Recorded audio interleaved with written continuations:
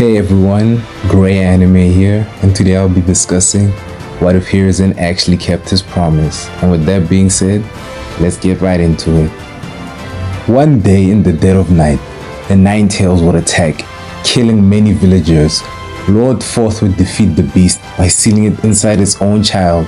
As the third Hokage arrived, seeing Minato's dead body, in horror, Kushina would hand a baby to Lord Third, making him promise to take care of her child. With tears in his eyes, Hiruzen would say, "Of course, Kushina, I'll make sure he has a proper life." "What is the boy's name?" "Naruto," Kushina would say with her last breath. 2 years later, after the incident, Hiruzen would adopt Naruto once he was old enough to speak. Hiruzen intended to keep his promise. Speculation would quickly grow that Naruto was Minato's son. Wasn't hard to assume that a blonde with the last name Uzumaki, who is an orphan that is being adopted personally by the Hokage, might be of some relation to Minato. Hiruzen, realizing there's no point in hiding it any longer, would tell the villagers of how Minato had the Nine Tails sealed within his own child, and that child was Naruto. The villagers had wondered where the Nine Tails had gone after the attack. They weren't angry at Naruto, instead surprised a child was able to contain the Nine Tails with no incident occurring. Naruto would be treated almost as royalty within the village, being the son of the fourth Hokage. Once Naruto was 4 years old, Hiruzen would have him train with Ebisu, learning chakra control basics, taijutsu basics, and genjutsu theory, as well as ninjutsu theory. Having the Professor of the Leaf as your grandfather meant Naruto was frequently taken to the ninja library to study scrolls and learn more about being a ninja.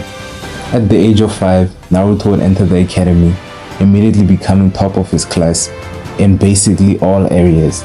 Everyone in the academy would be friendly to Naruto. Naruto, though, knowing his family heritage, would be humble and friendly, occasionally pulling pranks.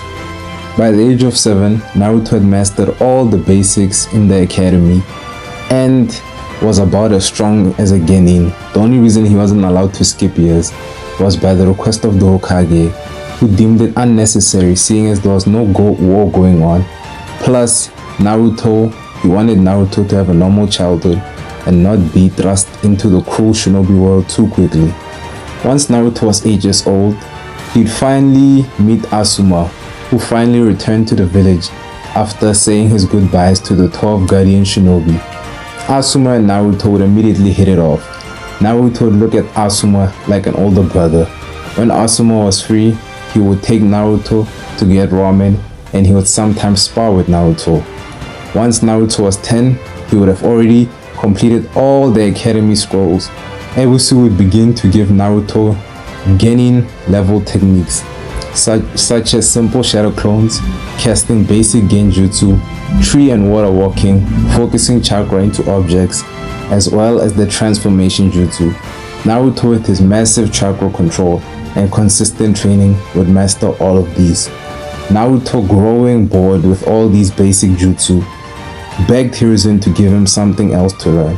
Hiruzen would tell Naruto, Ebisu has already taught you far more than any academy student, if not genin.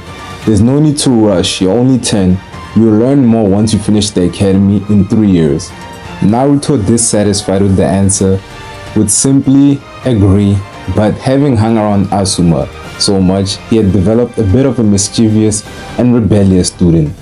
Once Lord Third fell asleep, Naruto sneaks into his study where he keeps his scrolls. Hiruzen, while in bed, would simply think, "I see Asuma's rubbing off on him. Regardless, he can't really learn most of those scrolls anyway." Naruto would pick up the biggest scroll he could see, called the Scroll of Sealing. That sounds promising. Okay, let's see. Reaper Dead Seal? No. 4 Crimson Ray Barrier? Nah. Flying Thunder God? That sounds cool, but I don't understand how to make seals yet. Maybe later. Oh, this one could work. Shadow Clone Jutsu. Finally, I can make actual clones. Naruto would spend the rest of the night practicing jutsu until he eventually made 20 shadow clones. Alright, finally. That took longer than I thought. 20's not bad. Could probably make more if I wasn't so exhausted. Naruto would spend the next month training with his clones, using them for combat strategies and as sparring partners. He would refine his clone jutsu more and more as the days would go by. He would learn how to evenly distribute his chakra throughout the clones, and he would learn how to think up fighting strategies with the clones. He considered them his own personal army. Naruto would occasionally sneak into Hiruzen's study. He would see a scroll written, "The basics every chunin should know." Oh man, this sounds cool. Let's see. The body flicker. Oh, this is very cool. Naruto would practice the body flicker, eventually being able to flicker away a couple meters at a time. Naruto would go back, read the scroll again, and find the basic seal jutsus for every chunin. Naruto would learn these basic seals and use them to store objects. The days would go on like this, Naruto refining most of his jutsu. Eventually, Naruto would enter his last year of the academy.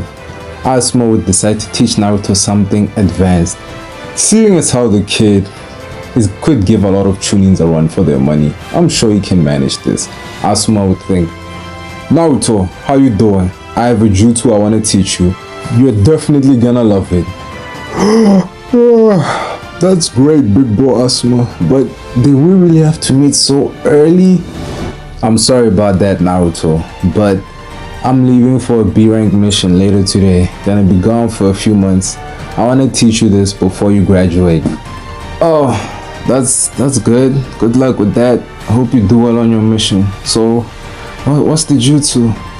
Well, gotta check your chakra nature first. Depending on which one you have, there's a couple different jutsu I can teach you, obviously. Asuma would hand Naruto a piece of paper.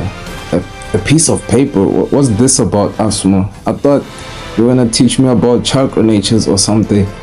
Yeah, Naruto, just pump your chakra into that piece of paper and it will reveal your chakra nature. Okay. Naruto would then begin to pump chakra into the paper and the paper would split into two pieces. Ah, perfect. You have a wind chakra affinity. Same as me. This is gonna be great. So what now? Asuma would stand next to a tree. He would pull out one of his trench chakra blades. He would slash vertically, splitting the entire tree. How did you just do that? That's exactly what I'm gonna teach you. Asuma takes a leaf from a tree, hands it to Naruto. Focus your chakra into that until it splits in half. Naruto would pump chakra into the leaf and it would split. Huh. I know you have great chakra control, but that's quick even for you. Alright. I know you can already put chakra into objects and it's clear you already can exude some level of wind chakra already. So all that's left for you to do is honestly just practice, Naruto. So this is what I'll have you do. You're gonna pump chakra into a kunai and throw it against a tree. If the kunai goes straight through the tree, it means you're exuding enough wind chakra for me to teach you that jutsu. If it doesn't, it means you're using too much normal chakra and not enough wind chakra. Just keep practicing this, and once the kunai goes through the tree, you're basically done with the training, and all that's left is just to maintain the chakra on the kunai for as long as you can, and practice and so on and so forth. You're smart, kid. You figure the rest out. I gotta go now and prep for my mission. Good luck. Wait, Asuma, I didn't get that last. Bye, Naruto. That fucking bastard. Oh, what a big brother he is. Okay, what did he say? Pump chakra into a kunai. Okay, let's see. Naruto would pump chakra into a kunai, throw it against the tree, and half the kunai would get lodged into the tree. Okay, half of it got lodged. Seems like a good start. Well, guess it won't be a boring last year. But damn, gotta practice this and practice for my finals. But I think the test will be easy. This is more important. Damn it, Asuma. I will definitely master this jutsu before you come back. Naruto would spend most of his free time trying to learn how to use wind chakra. Damn, I can't infuse enough wind chakra. I have plenty of chakra, just can't seem to change it effectively. Gotta ask Gramps how to do this. Later that night, Naruto would go home. Yo, Gramps, I need your help. Evening to you too, Naruto. Sorry, I just really can't figure this out. Big bro showed me this jutsu and I can't do it. If you're referring to the burning ash, no, I'm not going to teach you how to develop a nicotine addiction. Burning ash? That sounds kind of cool. But no, it's a wind chakra jutsu. It basically cuts through everything, from what I saw at least. Oh, the wind blade. That jutsu requires quite a bit of chakra control and a wind affinity. You have the former, and since that's the jutsu Asuma showed you, you likely have the latter. So I don't see what the issue is. The issue is, no matter how hard I try, I can't seem to transform any of my chakra into wind chakra. Transform? Naruto, what exactly did Asuma tell you? Well, he told me to cut some leaves with wind chakra, and I did. Then he said I can basically already do the jutsu. All I have to do is focus my chakra into a kunai, then if I can throw it through a tree, and if it goes through, he'll teach me the next step. Quite vague of him. He left a few important details out, but what's this transform business? Oh, I focus my chakra into a kunai, then I transform it into wind chakra. Well, at least I try to. Okay, Naruto, you are very lucky. You have such an enormous chakra supply and good chakra control, or else this would have led to you dying from chakra exhaustion. Dying? What do you mean? Yes, you have the process completely backwards. You don't release chakra and change it. You change chakra then release it. What you're doing requires twice the chakra output. Okay, I'm lost now. What's the big difference? Let me show you. Naruto and Lord Third would step outside, and Lord Third would begin to weave hand seals. Water style, water bullet. Lord Third would whip his head backwards and slice a cloud in half. What? You just cut a cloud in half. Didn't even know that was possible. Let's step back inside. Hiruzen would light his pipe and take a puff. That thing's gonna kill you, you know. Back to what I was saying. I didn't release chakra, then transform it into water chakra. I just released water chakra. Oh, that makes so much sense. Another thing, Asuma chose not to mention this, but he does not use regular blades. Instead, he uses special chakra absorbing blades, which hold chakra better and longer. So if you're finding difficulty with a kunai, that might be one of the reasons. I can't believe this. Big bro didn't teach me anything. That's all from me. I'm going to bed. Try not to stay up too late. You have academy test tomorrow after all. Good night, Naruto. Yeah, good night, Gramps. I won't stay up too late. Naruto would then spend the entire night practicing releasing wind chakra, accidentally creating a gust of wind. Oops, hope Gramps didn't hear that. At least I'm making real progress. Wait, is the sun shining? Crap, I'm gonna be late. Naruto would quickly get ready and head to the academy, making it just on time and taking his seat. Iruka would address the class. Alright everybody, settle down. I'll explain the test now. This is one of 3 graduation exams that you can partake in your final year. This is the first and most difficult one. Don't be too disheartened if you fail this exam. It mainly just serves as a wake-up call to do better for the rest of the year.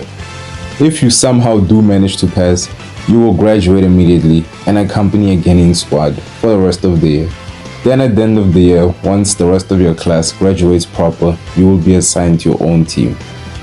This exam consists of 3 parts: the written involving theory of all things in the ninja world, physical exam involving taijutsu, weapons proficiency, and the last part being the ninjutsu exam.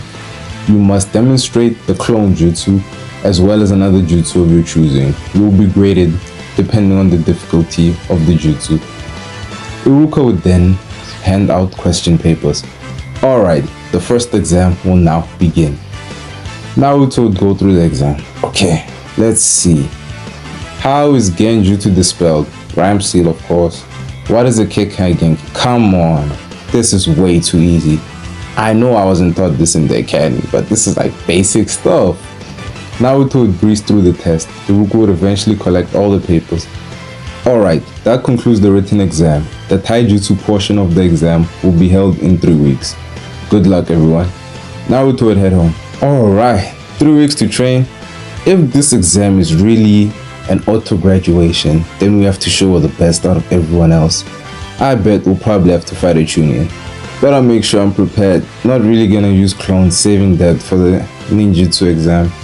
Naruto would go to an open field every day and train sparring with his clones. After 2 weeks, on one of the days while training, in the distance, Naruto would faintly hear dynamic entry. Naruto would immediately turn and see a guy in a green jumpsuit flying towards him. Naruto would immediately swiftly grab his kick, then slam him on the ground and hold the kunai to his neck. The guy would spin kick, knocking the kunai out of Naruto's hand, but not breaking Naruto's grip on his leg. Okay, you better explain why you attack me before I break your foot and I pull out another kunai. I'm sorry, my name is Rock Lee. I didn't mean to anger you. Just seems like you are a worthy opponent. Opponent? I don't even know you. I've seen you sparring relentlessly for the past 2 weeks. And as I went for a morning jog, I would admire your youthful spirit. Naruto would let go. Alright, next time, just say hello like a normal person. I apologize again. How about having a sparring match with me? And I can help you improve with your taijutsu. Any help is welcome, I guess. Naruto and Lee would begin to spar. Naruto would dominate Lee, counter all his attacks, and outspeed him. Lee would be forced to remove his weights. What are you doing? Are those weights? Sorry, Kai-sensei, but if I don't take them off, I will lose. Lee would drop his weights, causing craters in the ground. Lee would immediately charge towards Naruto in a burst of speed. Naruto would block Lee's punch. Damn, that stinks. Can't believe he was even able to move with those weights. Lee would use a low sweep, knocking Naruto off his balance. He would kick Naruto in the chest, but Naruto would block with his hands, absorbing most of the kick. As Naruto would stand, Lee would go in for another attack. Naruto would use the body flicker and escape to a nearby tree branch. I'm screwed. This guy is way too fast. Still definitely need to work on my taijutsu. As Lee would disappear from Naruto's sight, a loud voice would scream, Lee! Stunning both Naruto and Lee. 10-10, what are you doing here? No, what are you doing here, Lee? We have our first C-rank mission in less than a week and you're here playing with some academy kid. But 10-10, but nothing. Team training has already started and Guy Sensei sent me here to get you, so let's go. Sorry Naruto, I must go. 10-10 and Lee would walk off into the distance. Okay, that was weird, but I do seriously need to work on my taijutsu after this exam. Naruto would spend the rest of the week training using the weights Lee left behind. I can barely move in these things. This is definitely gonna increase my speed. The second part of the exam would start. Alright everyone, this is the physical exam. You will run 10 miles in less than 30 minutes, do 100 push-ups, throw kunai and shuriken, hitting a bullseye at least 8 out of the 10 targets. For the final part, you will perform a taijutsu bout. The exam will now begin. Naruto would finish the 10 miles within 15 minutes and do the 100 push-ups and hit every target. Whew, so glad I'm done. My joints are really sore from those weights. Wonder who I have to fight. Alright, the last two remaining are Naruto Uzumaki and Sasuke Uchiha. Both of you have done exceptionally well. Your last test is... I think I'll take it from here, Ibuka. Your last test is to beat me. What? But you're Jonin. Yeah, I'm gonna have to agree with Blondie. There's no way we can take you one-on-one. That's why both of you will be fighting me. Together, I'll give you 10 minutes to think of a strategy, starting now. Blondie, come here. The name's Naruto, I'm not Blondie. Whatever. You already know we can't beat a Jonin, even if there was 100 of us, let alone just the 2 of us. Yeah, we're pretty much screwed. What's your point? We're definitely not expected to win, or even scratch him. I think they're testing our taijutsu, as well as ability to work with others against a stronger foe. Yeah, I was thinking the same thing. Probably a teamwork assignment. Since you're the only person able to make it this far, I think you might be able to keep up with me. Once I take these weights off, I'll do more than just keep up with you. Weights? Whatever. The plan is, I punch, you kick. You kick, I punch. Simple, right? If we do this in sync, we'll overwhelm him a bit, maybe hit him at least once. Sounds like a long shot. Way too basic, but a good starting point. Lure him into a false sense of security. So what's your plan? After the punching and kicking, I'll take off my weights, increasing my speed just enough to surprise Kakashi for the splittest of moments. Then you can use a jutsu aimed at my back, then I'll move out of the way at the last moment. Yeah, that sounds great. The only problem is, if you can move out of the way, Kakashi definitely can.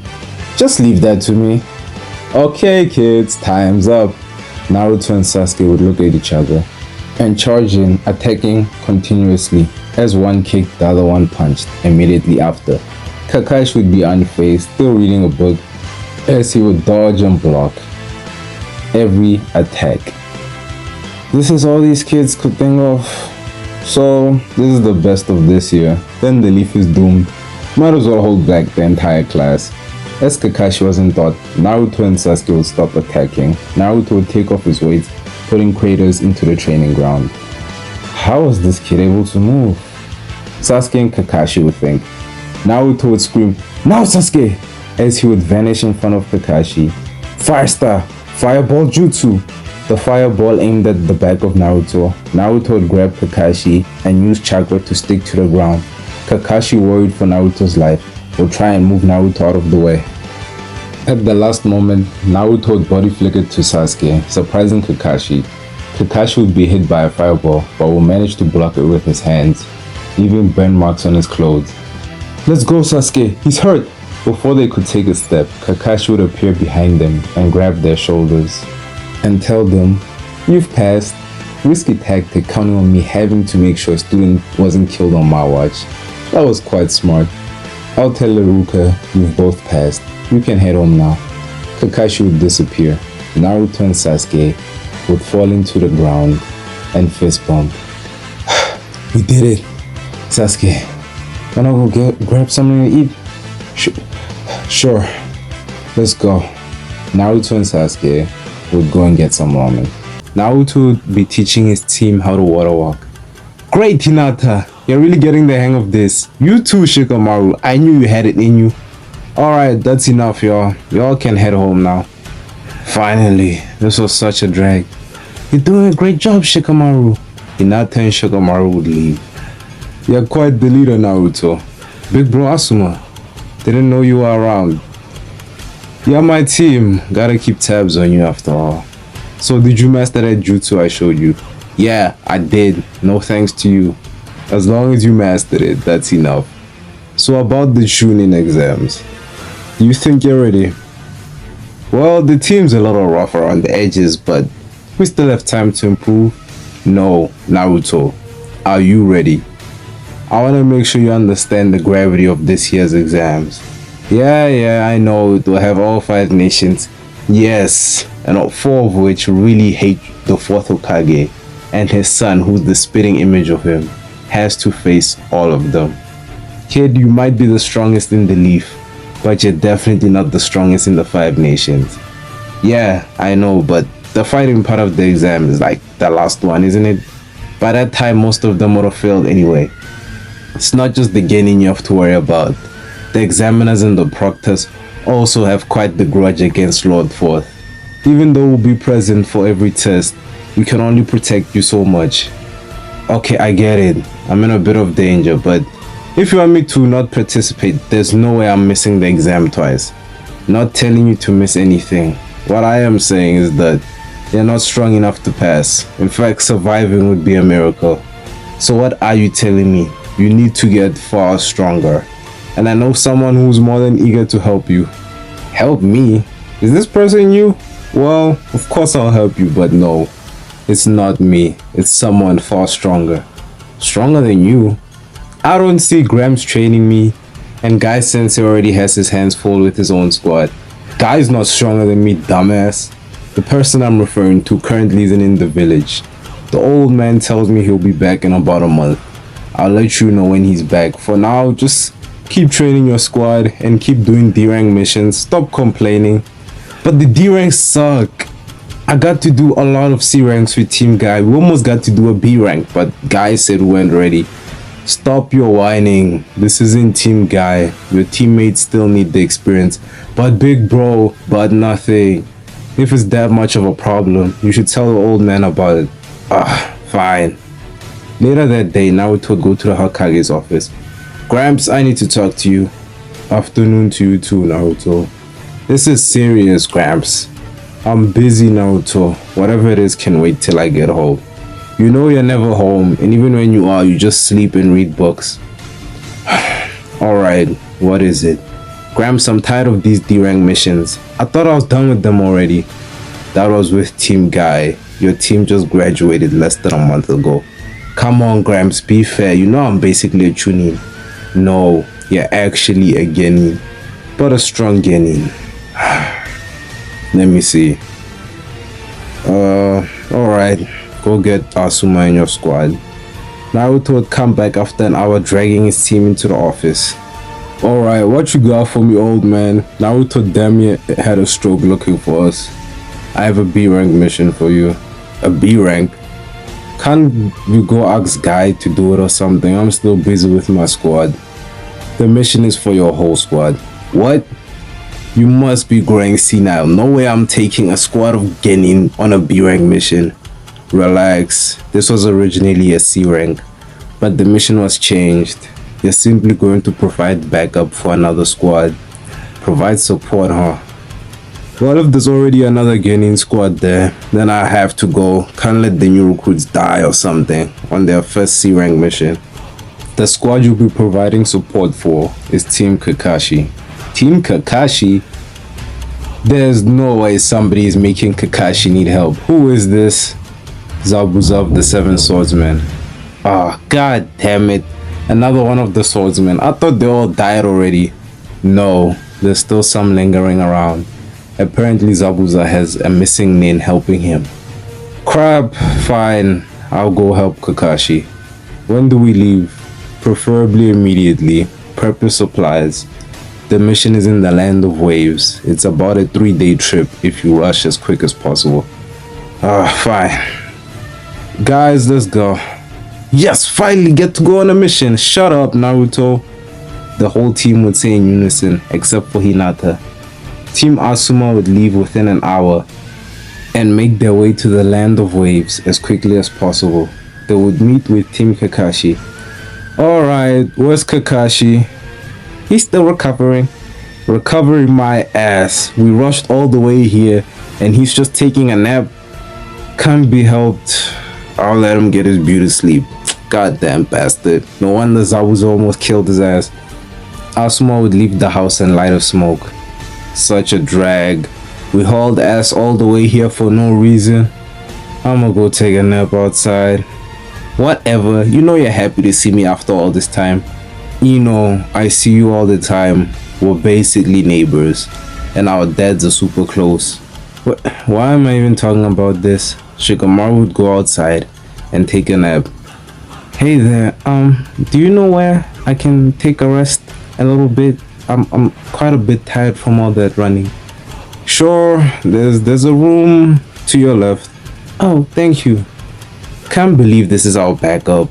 Would have been better off without him. Yo, Blondie. Blondie? Don't call me that, especially when you're blonder than me. Sorry, what's your name? Ino. Alright, Ino, where's Sasuke and your other teammate?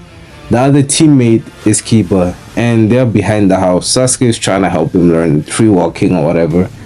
Oh, thanks, Blondie. Don't call me that.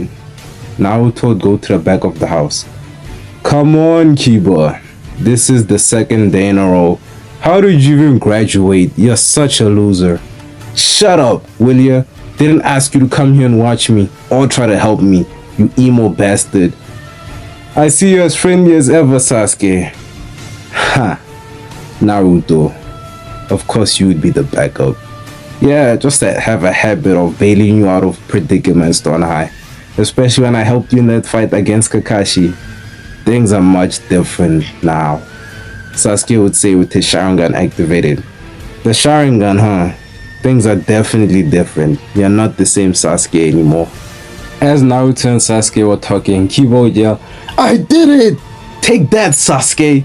Kiba would walk off, feeling very accomplished at finally being able to tree walk. Gotta show Ino. I'll know she'll definitely love me. I mean, she'll love this. She'll love this. Y'all didn't hear that. Kiba would walk off into the house. Your teammates are a lovely bunch. They're annoying. What are you up to since you graduated? You really wanna catch up? Sure, I haven't seen you in months. Well, first I was placed on a pathetic squad. What a useless bunch. Could barely even enter the training exams. Then we got knocked out in the first round. What an absolute disappointment. At least you entered. My squad said no. I knew you were too pathetic to enter. What do you mean? I'm stronger than you. Naruto and Sasuke would share their stories of the past months since they graduated. After 2 days, after Kakashi had recovered, Team Kakashi and Asuma would head to the bridge, except for... Oh, that was a good nap. Wait, where's everybody? Akumaru, where's everybody? What? They left? No way! As Kiba would rush out of the house heading to the bridge, he would beat up 2 thugs trying to kidnap the bridge builder's daughter. Meanwhile, on the bridge, Haku would have a difficult time trying to fight Sasuke and Naruto, as well as Shikamaru, Hinata, Ino, and eventually Kiba, who were all providing backup. Naruto and Sasuke's speed and taijutsu would be on par with Haku, and little by little they would start to get the edge on her. Naruto and Sasuke would both put Haku under a subtle genjutsu, allowing for Shikamaru to capture Haku with a shadow paralysis jutsu. Hinata would then use the gentle fist on him, making him unable to use chakra. Kakashi and Asuma would make swift work of Zabuza, killing him quite swiftly. Wow, Kakashi, is this the guy who gave you trouble? You must be getting weak nowadays. Relax, Asuma, he was definitely stronger before this. I don't know, maybe I was off my game. Gato would arrive on the bridge and start kicking Zabuza's body, enraging Haku. With his last bit of strength, Haku would kill Gato and all his men, but end up dying in the process. Team Asuma and Team Kakashi's genin would be a little shaken up by the events. Did they all just die? Ino would say. Come on, kid, calm down. You're a ninja now. It's a part of the job description. Just cheer up, guys, that all of you are still alive in this ninja world. Surviving with all your teammates is a successful mission. Even Kakashi will tell you that. Team Kakashi and Asuma would head back to the village and begin preparations for the Chunin exams. A few days after the Land of Waves mission, Team Asuma would still be thinking about the events that took place. They would be drafting up strategies with the experience they gained from facing Haku and Zabuza. Alright, so we have a few problems in our squad, but the main one is our range. All of our movesets are way too close range. Take that missing Nin, Tracker, whatever that guy was. Take him for example. He was so quick and so fast. If it wasn't for you and Sasuke being so quick, Naruto, he would have completely been outclassed, maybe even killed by that guy. Our problem is we don't have anything ranged. We're close range fighters. Hinata, use the gentle fist. But if we face a long range fighter, we'll be completely outclassed. Naruto, you're very quick, but if you face somebody also quick, we'll be outclassed. Our only choice is to either draft up strategies to complement this weakness or think up something to complement our weaknesses. I'm not sure about you, but I think we can think up a couple things. Yes, Shikamaru, I agree with you, but the problem is we don't really have much time to develop new abilities, so I think our only choice is to think up more strategies. For example, when you use shadow paralysis on that tracker ninja and I use the gentle fist to immobilize him, I think strategies like that are what we should be focusing our energy on right now. What do you think, Naruto? Well, yeah, I hate to admit it, but I have kind of been stagnant lately. I don't know, I haven't learned any real heavy hitting abilities. I mean, I have been training, but I agree, we do have a range problem. And I think we should think up strategies, but also develop our own individual abilities to combat this problem. Strategies can only really take us so far. Eventually we'll meet somebody that strategies won't really work against. We'll just have to brute force them. And hey, I don't mind brute forcing people, but not with my limited arsenal. Alright, that settles it. We'll all pick up some new training, learning some ranged abilities. I don't know what y'all are gonna do, but I'll practice using weapons. If y'all wanna help me out, the help will be welcome actually. What? You wanna do more work, Shikamaru? Damn, you're changing. Shut up before I change my mind. I'm only doing this cause having to take the training exams twice would really suck, so I'm really not trying to fail. Great. I like the new attitude. What about you, Hinata? You wanna pick up weapons too?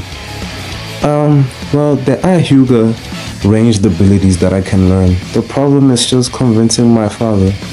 But I'm sure if I tell him about the tuning exams, he'll definitely teach me one. So I think I'll just do that for now. Oh, cool. As long as you're improving, then that's good enough. Team Asuma would spend the rest of the day working on strategies. As they were leaving the training ground, Asuma would want to talk to Naruto for a second. Yo, Naruto, come over here 1 second. What's up, big bro Asuma? Tomorrow I want you to go to the hot springs. You know, unwind a little bit. The hot springs? How about you buy me ramen instead? No, go to the hot springs. Sheesh, I was just asking. Why do you want me to go to hot springs so bad?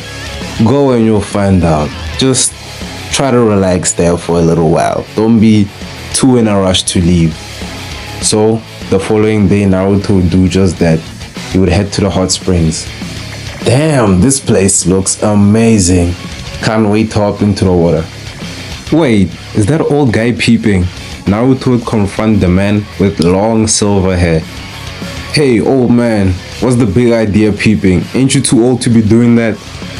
Who you calling old, kid? I'll kick your ass. As the man would turn around, he would be stunned. Naruto? How do you know my...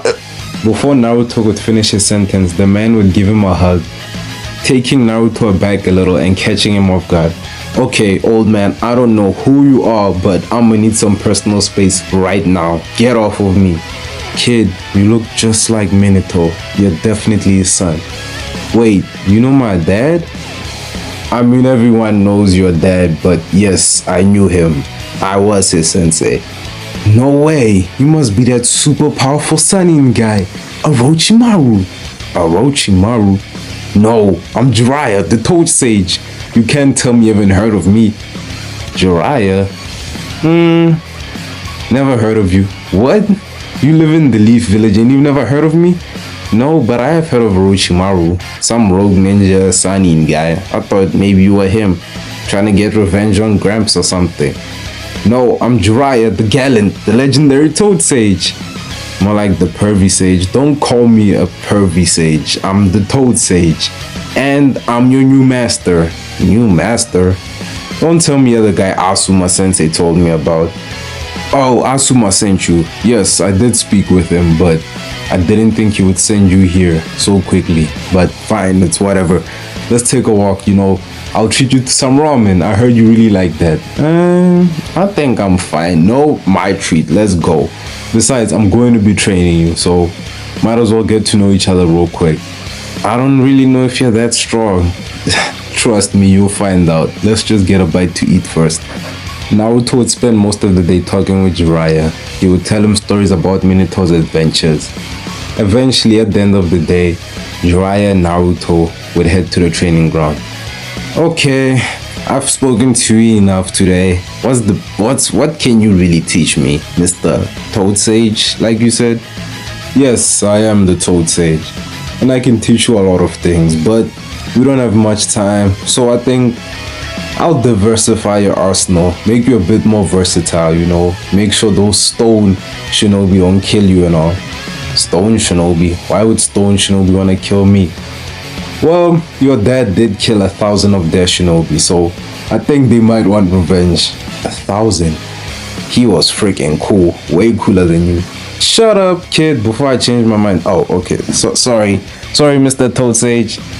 Alright, before we start, is there any jutsu in particular that you really want to learn? Oh, I'm glad you asked. I want to learn the Flying Thunder God. Oh, that's hilarious, kid. No, seriously, is there any jutsu you want to learn? Oh, you're serious. The Flying Thunder God, huh? Well, you are Minato's son, so I'm sure you can learn it, but took your father literally a decade to master that jutsu. And I hear Asuma says you're gifted, but I don't think you can master it in just a month and a half. So how about this? If you graduate, well, not graduate, if you pass the tuning exams, I think Lord Third will give me the permission to train you for a few years. So how about this? You pass, and then I'll teach you the Flying Thunder God. How about that? Alright, it's a promise. So what are you gonna teach me for now? Glad you asked. Let's start with my favorite jutsu. It's a genjutsu, I know you'll love it. The second Hokage used to use it all the time. It's called the Bringer of Darkness. Jiraiya and Naruto would spend the rest of the month training, and Naruto would also be training with a squad for the rest of the month. Eventually, the time for the tuning exams would arrive. Team Asuma would gather in a hall where all the other genin from all the other nations had arrived in the Leaf Village. The third Hokage would address all the ninja. Greetings to all the shinobi present. Truly a monumental occasion to have all of the 5 great nations for this event. The venue for this exam will be in the sand, the mist, and lastly, the Leaf Village. Thank you for all of you coming, and I hope this can usher us into a time of peace. The first exam will be in the Sand Village. Everyone has 4 days to make it there, starting now. All the teams would make their way out of the village. Alright, it's finally started. We're gonna be tunings, guys. I'm so excited. I can't wait. Hopefully, I'll finally get some time to rest when I'm a tuning. This is such a drag. At least we're done training. All the teams would be on their way to the Sand Village. After a full day of running to the Sand Village, Team Asuma would set up camp. As they were setting up camp, a stone shinobi would approach them. Hey, who are you? Shut up, Brad. I have nothing to say to you. I can tell from that ugly blonde hair that you're that bastard, the 4th Hokage's son. I'll kill you where you stand. As the stone ninja was about to attack the team, he would be unable to move. What is this? Guess you really are famous, Naruto. This might be troublesome. I'll take care of this. Minato would block the ninja's chakra points and knock him out. Thought Asuma was exaggerating, but it seems my dad did piss every other nation off. Well, at least this exam won't be boring, right, guys? Shut up, Naruto. I'm sorry, Naruto-kun, but I'm after Great Shikamaru. Please keep quiet. Team Asuma would set up camp somewhere else. Eventually, they would reach the Sand Village, and the proctor would tell them what the exam was about. Alright, all you brats, this isn't the Leaf. We won't be pampering you. In fact, there's too many of you. You're all an eyesore. I hate when the Sand Village is crowded. So, for the first exam, each team will have to collect headbands from all other nations. Once you have the 4 headbands from the 4 other nations, you can rendezvous here. For now, head into the desert. If the desert doesn't kill you, I hope the other shinobi do. The exam has now begun. Get out of my sight. Teams would head into the desert after the exam had begun. This is ridiculous. I was hoping the first exam would be something less combat focused, maybe a written exam or something. But having to fight the other 4 nations off the bat, can't believe this. Come on, Shikamaru, this is perfect. We get to see how we scale against the other villages. Let's see if the Leaf is really the greatest village out there. Yeah, I agree with Naruto. Can finally test how great the Leaf Village is. In the other part of the desert, Team Kakashi would be facing off against some strange shinobi. Hello, Sasuke Uchiha. My name is Kimimaru. Lord Orochimaru has sent me to bestow a gift upon you. But it seems like there's a bit too many of us here. I would prefer to talk to Sasuke alone. Drobu, kill the others.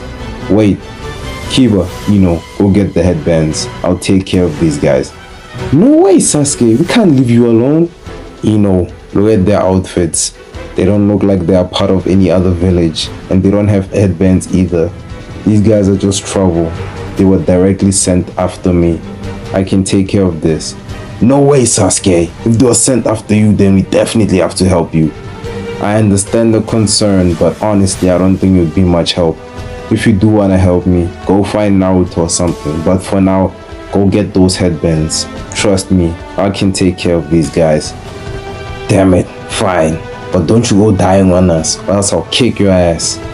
Kiba and Ino would leave.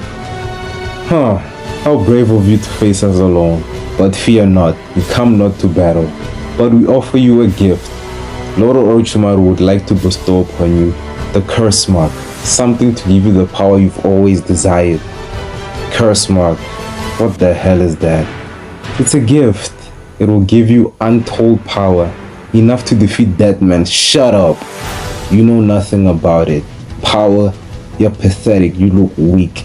I don't need any power from you. I think I'll pass. Lord Orochimaru said you would say that. Well, I guess you'll need some convincing. Jirobu, please convince Sasuke. Show him the power of the curse mark. The man with the orange mohawk would launch towards Sasuke. Sasuke would catch the punch and flip him onto the ground, following up by stabbing a kunai into his shoulder, then jumping back.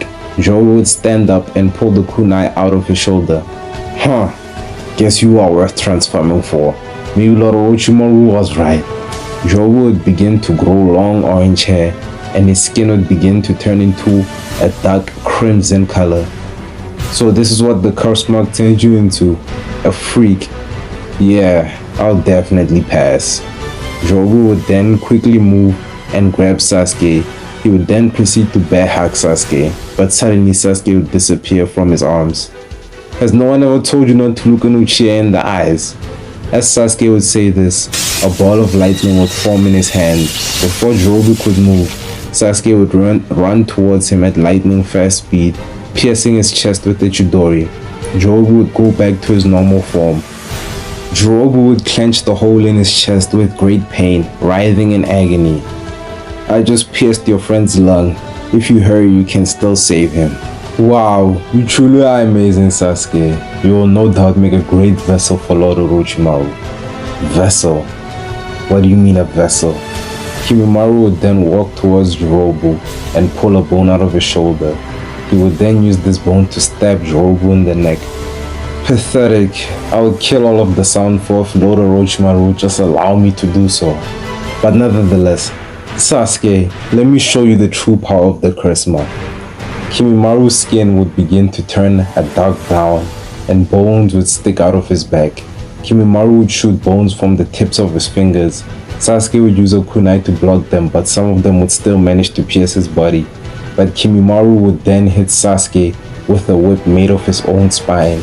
After a long drawn-out battle between Kimimaru and Sasuke, Kimimaru would be left looking on an unconscious Sasuke. While he was bruised and battered, Kimimaru would inject an unconscious Sasuke with a syringe filled with purple liquid. This gift will give you the ability to surpass me, Sasuke. One day Orochimaru will seek you out. Be prepared. Kimimaru would leave. Hours later in the desert, finally, we got the headbands. Can finally get out of this godforsaken desert. Naruto, we need your help. Sasuke is in danger. Great, more fighting. Shut up, Shikamaru, this is serious. Sasuke could have been killed.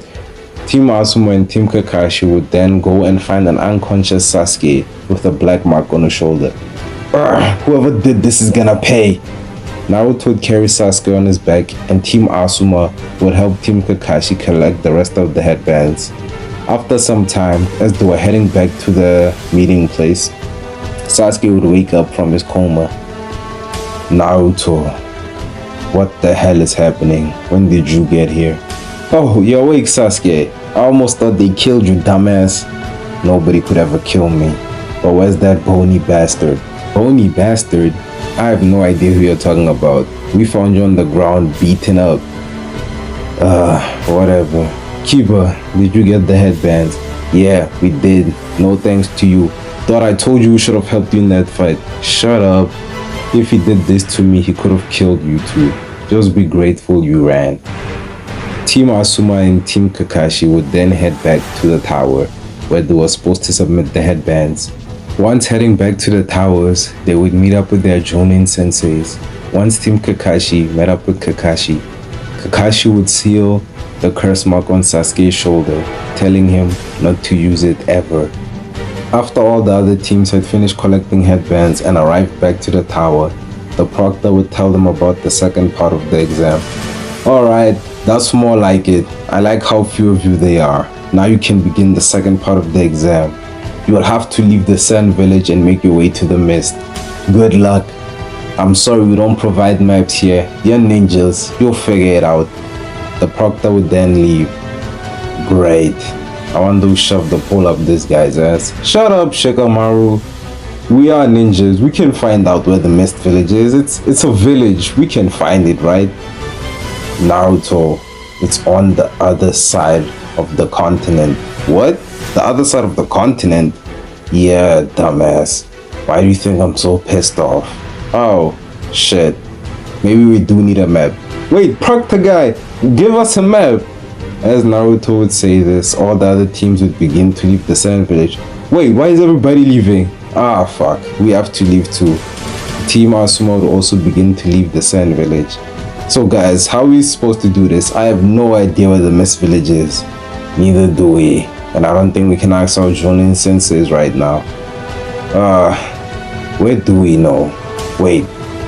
The Land of Waves is not that far from the Mist Village. I'm sure that bridge builder guy should know where the Mist Village is. Team Asuma would then proceed to go back to the Land of Waves and talk to Tazuna. Tazuna would offer to give them a boat ride to the Mist Village. Oh, thanks old man, you totally did us a solid. No, thank you for taking out Gato and his thugs. Tazuna would give them a boat ride to the Mist Village and they would be the first team to arrive there. Wait, where is everybody? Don't tell me we're the first ones here. Awesome. We're totally gonna become Chunins. As Naruto would say this, a Miss Shinobi would appear. Oh, congratulations. You're the first teams to arrive. You can go seek accommodation while we wait for the other teams to arrive.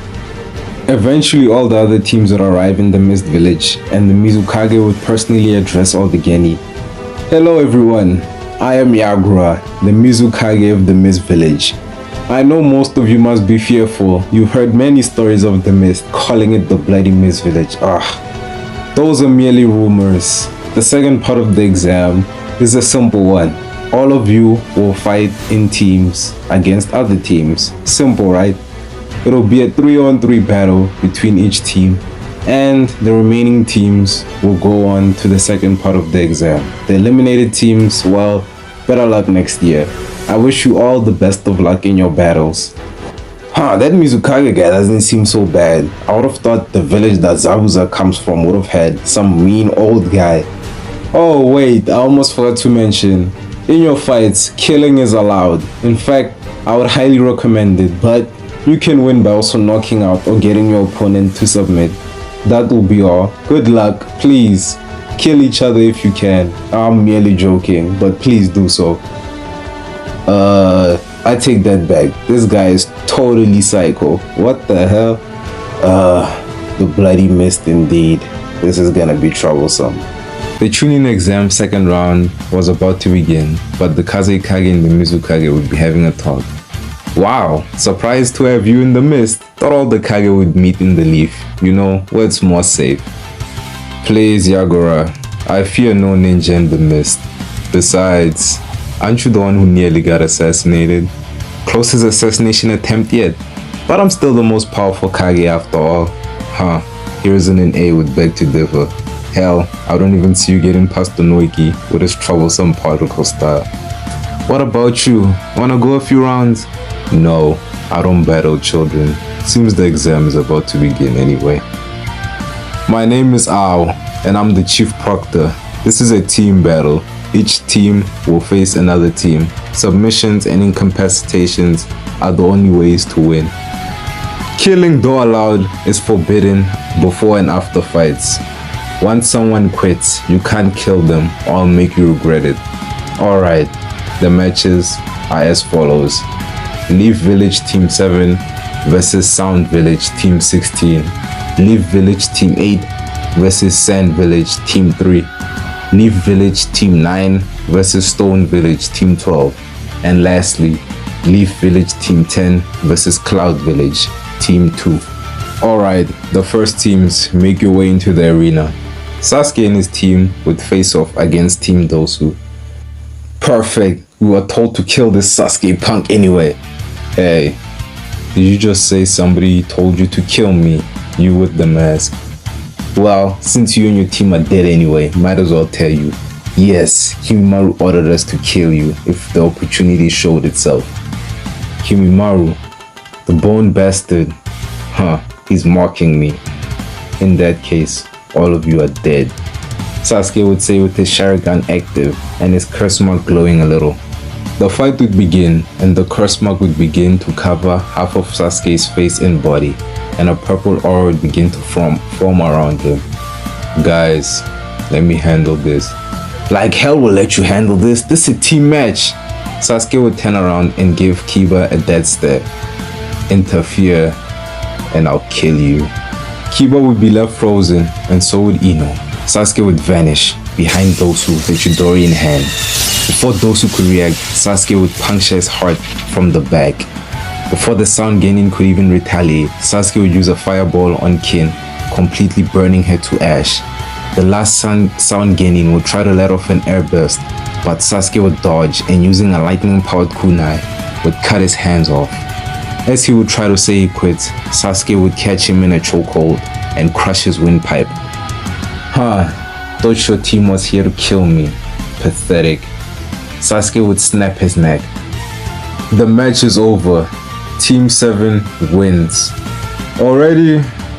But I'm not done yet. Kakashi would jump into the arena. You must be my next opponent, Kakashi. Kakashi would effortlessly knock out Sasuke. Sasuke. I thought I could at least seal it while we were here. But I guess I do need the entire Leaf sealing squad to help me. Can't be helped now. Alright, Ino, Kiba, let's go. Ino and Kiba, though modified, would leave with Kakashi. Next teams enter the arena. Guys, these Sangenin are trouble.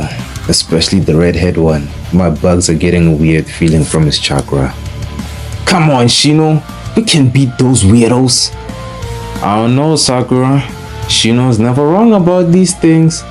You two are so timid. Why couldn't I be on a team with Sasuke? Match begin. Meanwhile, Sasuke would be in the mid bay talking to Kakashi. What happened, Kakashi-sensei? You lost control. I thought I told you not to let the curse mark influence control you. Either way, we'll deal with it back in the Leaf. Let me get you some water. As Kakashi would leave the room, a crow would fly in.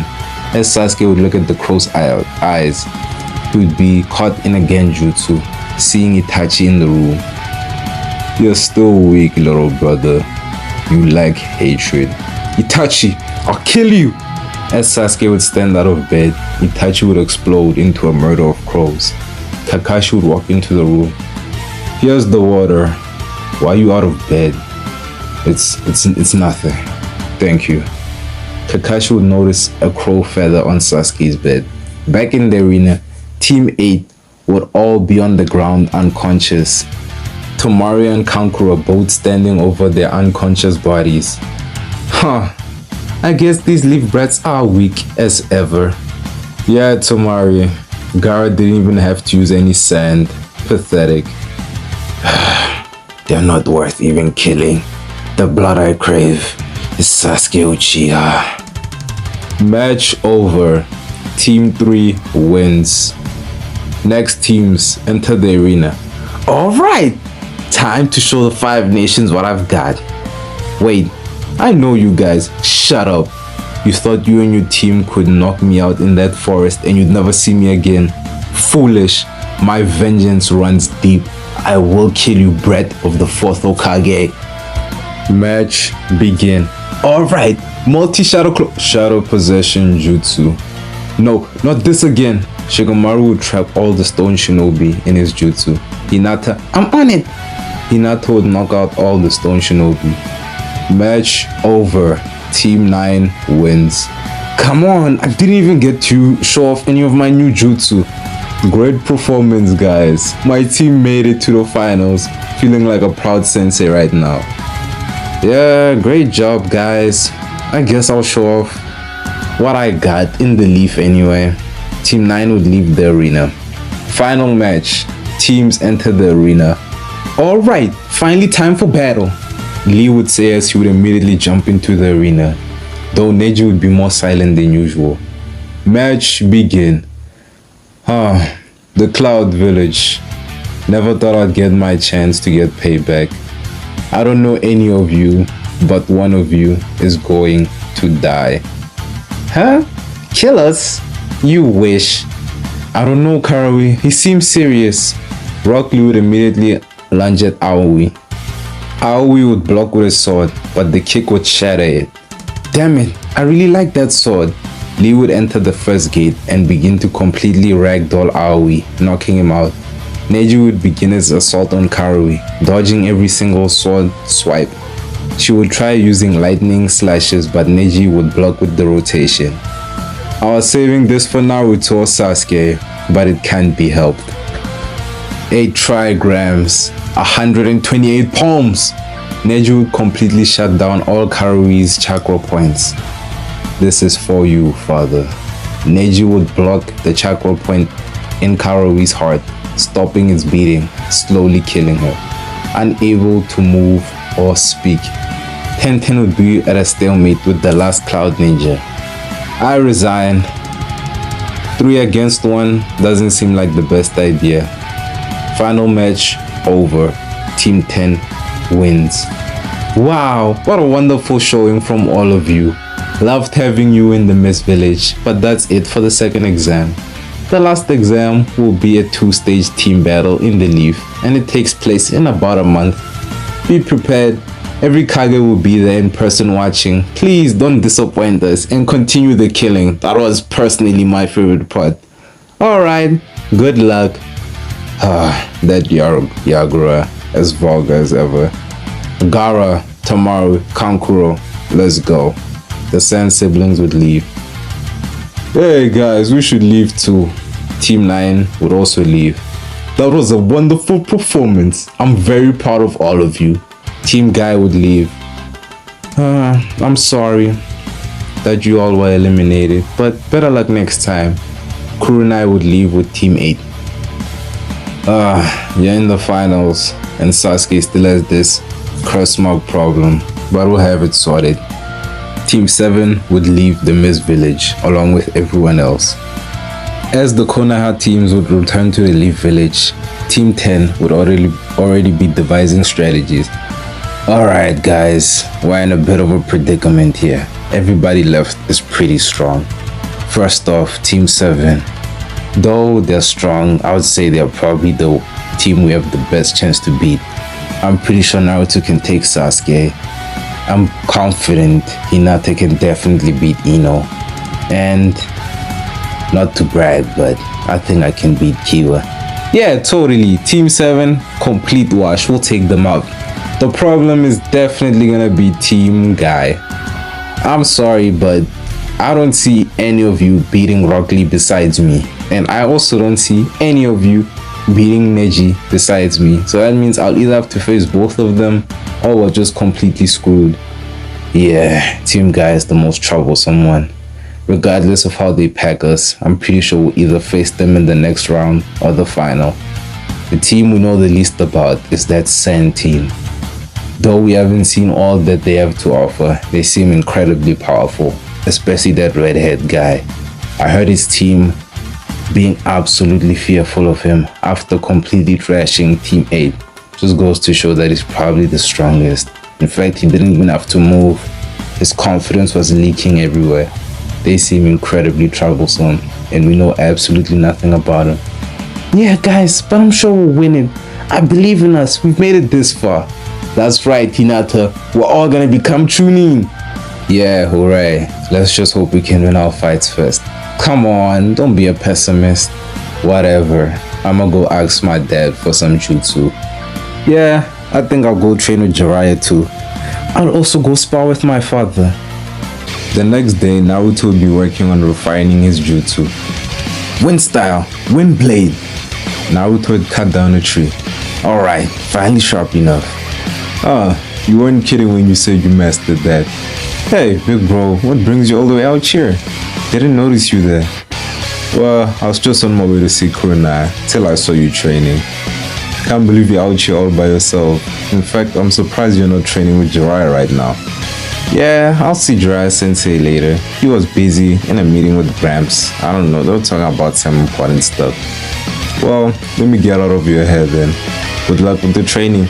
Wait, big bro. Actually, I wanted you to help me with something. I kinda wanna learn a new chakra nature. New chakra nature?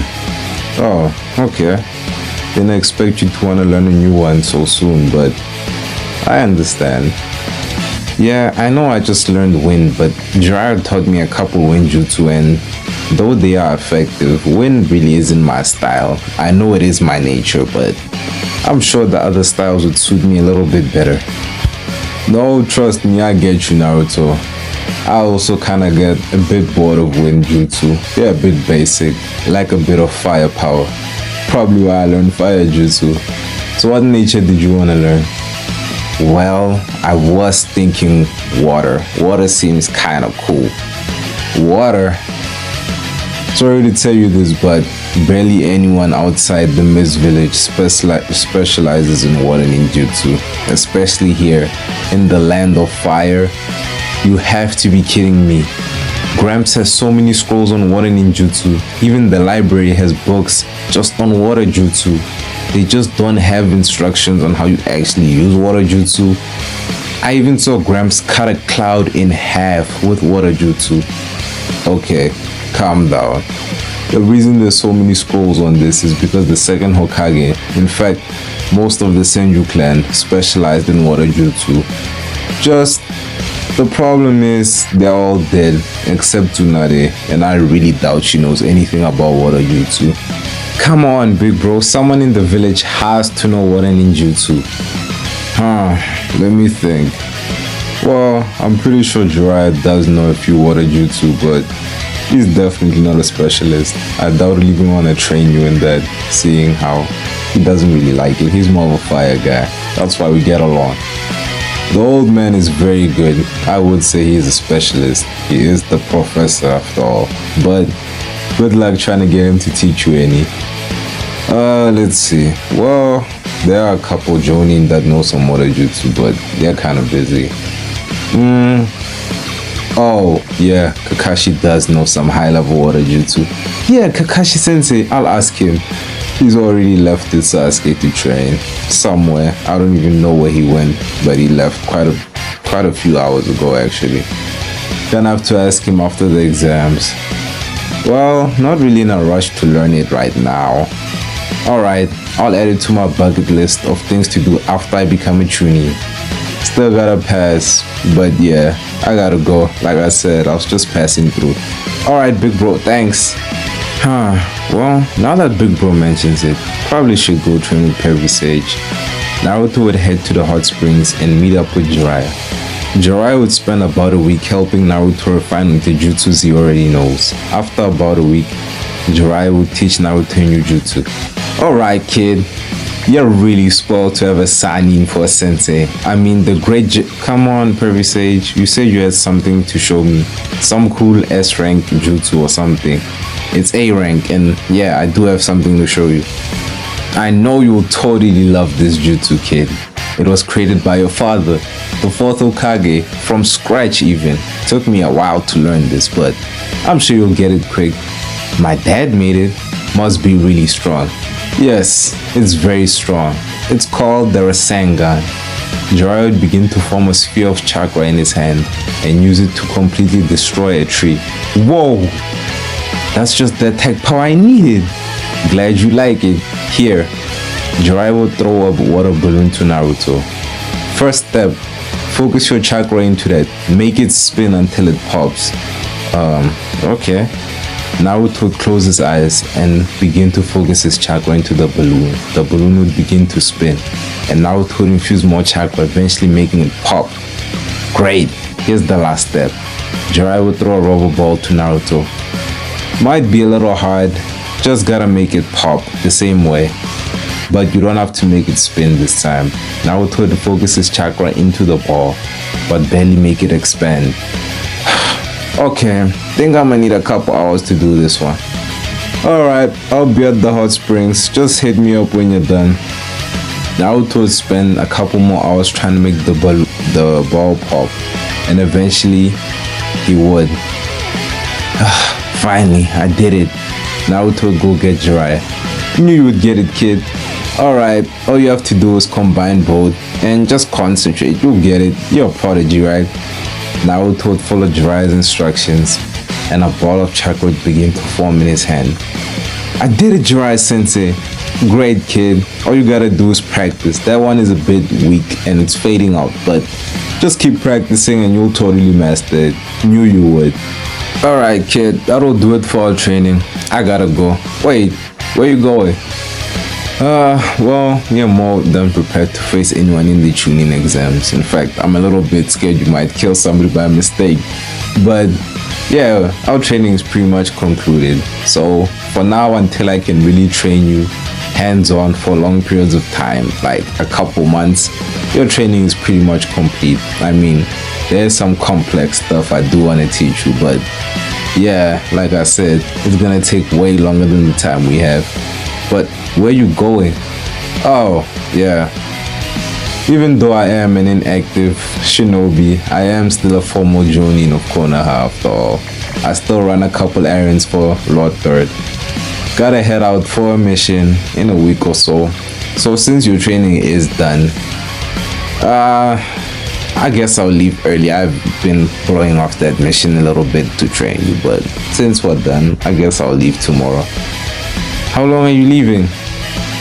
Don't worry, kid. I'll be back in time to see you get that tuning flag jacket. Just keep training and please don't disappoint me. I've already taught you so many A-rank jutsu. Plus, you are the student of Jiraiya, the legendary Sanin. Jiraiya, the gallant. Okay, Perry Sage, I get it. You can leave now. That's the thanks I get. Nah, I'm kidding. Thank you. And I'll totally pass. Alright, kid. I'll catch you in about a month or so. Alright, bye, Jiraiya-sensei. Jiraiya would leave. Thought he would at least teach me a little more. Can't be helped. The Rasengan is definitely enough for anyone I'll face. Even rotation can't stop this one. Eventually, the time for the tuning exams would arrive, and the third Hokage would address all the remaining genin. Congratulations to all the genin for making it this far. All the 5 Kage have united to witness the final battles. What a monumental event. I wish you all the best of luck, and please don't disappoint any of us. We're looking forward to all your matches. Thank you. Alright guys, the name's Genma, and I'm the proctor for the finals. All of you already know the rules, but please, try not to do anything too gruesome. The entire village is watching, and the 5 Kage. This is an exam, not a death match. Alright, here's the matchups. First up, we're gonna have Team Asuma versus Team Kakashi. Ha, perfect. Naruto and Sasuke would say at the same time. Alright, and the final semi-final matchup will be Team Guy versus the Saiyan team, obviously. So, Team Asuma, Team Kakashi, line up, time to fight. Finally, get my chance to prove that I'm the best genin in the leaf. Yeah, and I'll make sure you stay a genin. I'll beat you so bad in this exam, they might as well promote me to jonin after this. Team Asuma and Team Kakashi would arrive in the arena and begin to face off. Okay. Team Kakashi, probably the best outcome, but they still very troublesome. Why do we have to make it this far? Come on, Shikamaru, we're totally gonna win. This is not the time to lose hope. I haven't lost hope. We are gonna win. I'm just thinking about that next matchup. Yeah, me too. But we still have to win this one. Yeah, I agree, guys. Let's focus. We still have to beat these guys first. Sasuke and his team are pretty tough. Yeah, you're right. You're right, Minato. Okay, everybody's in the arena. Remember, try to keep it to at least not a PG but 16 rating. There's kids here, please. Alright, match begin. Naruto and Sasuke would immediately run at each other and begin to clash. Those two are already going at it, huh? Fang over fang! Shikamaru would narrowly dodge Kiba. Come on, you sure you don't want to fight Hinata a little bit? No, I want to cover the weak link first. Fine, you asked for it. Hinata would rush in for Ino. Ino would try to throw Poison Senban at Hinata, but she would effortlessly dodge it and continue to charge at Ino. Guys, I'm gonna need a little bit of help. I'm not really equipped to fight Hinata. I don't know if I can take out a Hyuga. Help! The match between Naruto and Sasuke's team had just begun, and Ino would be in a predicament, fighting Hinata, just barely able to dodge. I really owe Sasuke Queen a kiss after this. All that speed training you made us do was really worth it, Ino would say as she kept dodging. Fang over fang! Come on, Shikamaru, stand still already! Yeah, totally. Let me stand still and let you rip me apart. How about you stand still instead? Nah, and let you possess me with that shadow possession jutsu. I think I'll pass. Well, I think I'll pass on standing still too. Meanwhile, Naruto would be facing off against Sasuke. Shadow clone jutsu! 30 times 0 is still 0. Clones don't scare me. Not meant to scare you, just meant to kick your ass. 30 Naruto clones would rush Sasuke. Crap, I hate to admit this, but I have to take him somewhat seriously. Fine. Chidori. Sasuke would begin to chop through all the Naruto clones with his Chidori. Busting out the big guns already. Alright. My turn. Wind style. Wind bullet jutsu. Sasuke would start dodging multiple high-speed wind bullets. Too slow. Damn it. That all-seeing Sharingan of yours. Very troublesome. But I got just the thing for you. Genjutsu. Absolute darkness. Sasuke would see a darkness cover everything. He would only see black. What is this? There's no Genjutsu I can't see through. Naruto's voice would speak in the darkness. Can't see through this one. The second Hokage designed this specifically for the Sharingan. Sasuke would hear Shuriken flying towards him and dodge. No, fuck this, we're not doing this. I'm not gonna see nothing and you're not gonna use me as target practice. This is just a genjutsu. I can definitely break through this. Sasuke would begin to focus and yell, release, and the darkness would begin to dispel. No, this is priceless. Hope you didn't think release worked. That was an S-rank genjutsu designed to work on the most powerful Uchihas in existence. I just released it to show you how at my mercy you really are. I'm stronger and it's not even close. You're mocking me? Brave, but stupid. Too bad you won't live to regret it. The curse mark would begin to cover Sasuke. What? You wanna kill me now? Like you did with those sound genin? Pathetic. Sasuke, the big bad murderer. Did you just call me pathetic? I'm sorry, you're weak and pathetic. Time someone knocked the fourth Hokage's son down a peg, or maybe put a hole in his chest. Oh really? Try me. Naruto would say as the creepy eyes would begin to show. The other members of Team 7 and Team 9 would stop fighting. Great. Naruto's pissed. God damn it. Sasuke's using that curse mark thing again. This is not good. Kakashi Sensei is gonna be totally mad at us for not stopping him. Ino, what's wrong with Sasuke? Sasuke? Naruto's eyes are literally red. Well, to be frank with you, Kiba, Naruto didn't really like the way Sasuke just killed all those Sound 4 guys and didn't really bat an eye at it. And seems Sasuke is mad that Naruto thinks he's stronger than him. Some Uchiha inferiority complex, probably because his brother killed everybody. But that's neither here or there. Alright, before somebody dies, time to switch opponents. Hinata, let's take Sasuke. Ino, let's go kick Naruto's ass. Shikamaru would throw a kunai with an explosive tag between Naruto and Sasuke. The explosion would force them to separate. Shikamaru and Hinata would face off with Sasuke. Get out of my way. Nah, don't think I will. Shikamaru's shadow would begin to chase Sasuke around. Too slow, as Sasuke would say. An air palm would barely hit his shoulder. Sorry Shikamaru, I missed. Good enough to know he only has one arm to use. Not bad, but one arm is more than enough. While Naruto would be face to face with Kiba and Ino. Guys, come on, let me go kick Sasuke's ass. Don't really want to hurt you guys. Hurt us? Don't make me laugh. Ino would use the mind-body transfer while Naruto and Kiba were talking. But once she entered Naruto's mind, she would find herself in a sewer and facing a giant cage. Another brat. A blonde one too. Ino would be frozen in fear. Get out. The Nine-Tails chakra would begin to try and grab Ino. She would break the jutsu immediately. As she broke her own jutsu, she would see Naruto dodge a fang over fang. Ino, why'd you break the jutsu? I almost had him. She probably met the furball. Don't worry, he's a big softie. You should pet him next time. Ino would be speechless. Sorry, Kiba. Think it's just gonna be me against you. Naruto's eyes would begin to go back to their normal blue color. Seems you've calmed down. Think I'll take it easy on you? Fat chance. Man beast transformation. Kiba would turn into a giant two-headed dog. No, Kiba, just need to calm down. I don't want to hurt you, but I'm done taking it easy. What I want doesn't matter. My team needs me, and unfortunately, you're in my way. Whatever. Fang over fang! Naruto would quickly go through a dozen hand seals. Alright. Wind style. Wind dragon jutsu. A dragon made out of wind would devour Kiba's fang over fang and would drag him across the ground, slamming him into the arena walls, completely knocking him out cold. Naruto would walk towards Ino. I resign. Yeah, I figured. That thing you saw, don't worry about that. I'm kinda the reason you will never see it again in your entire life. Hopefully, it is my job after all.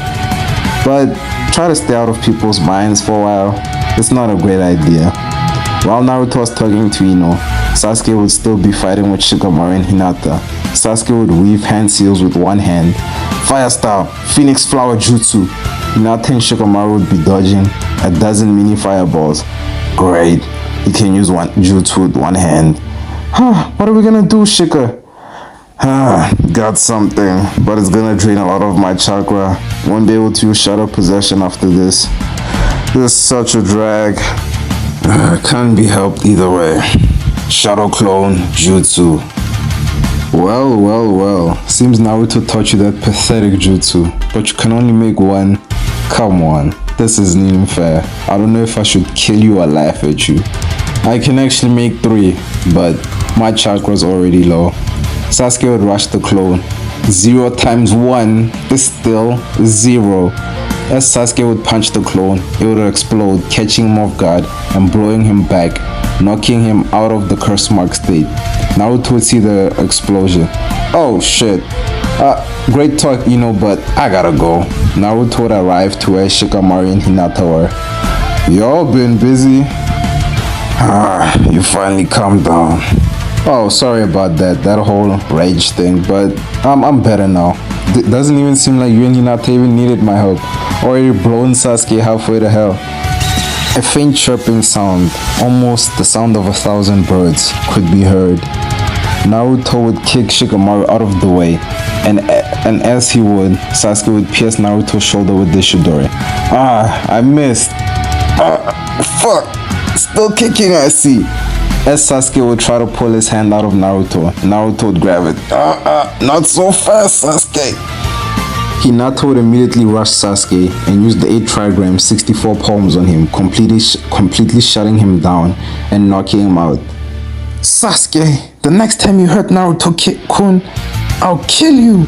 Whoa, Hinata, calm down. You are gonna kill somebody, come on. You're too sweet for that.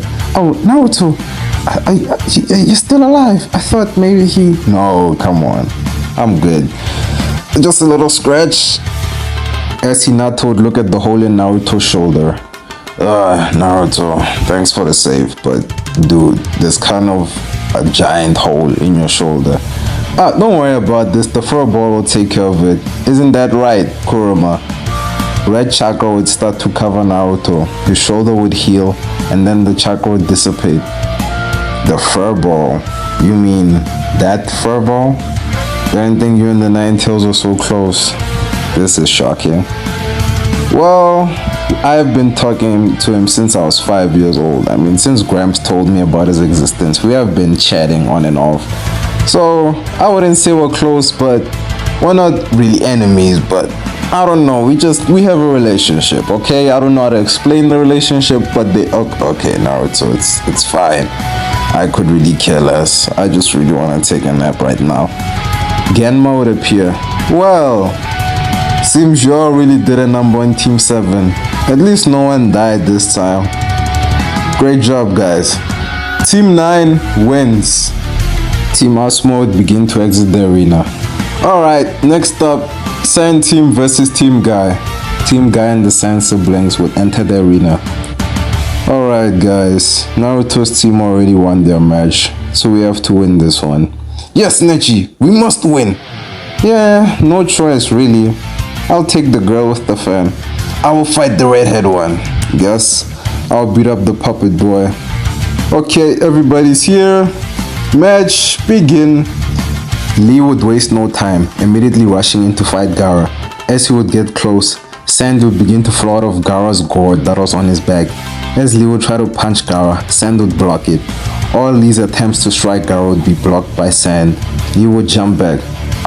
This Sand is defending all my attacks. I have no choice. Lee would begin to remove weights on his legs and on his wrists. As they would touch the ground, Lee in a burst of speed would rush Gaara. The Sand would be unable to keep up, and Lee would eventually land a hit. The real battle now begins!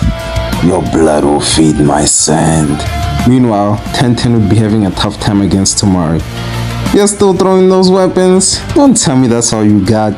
Tenten would run towards Temari, and Temari would close her fan and smack Tenten with it. Tenten would block, but be sent back.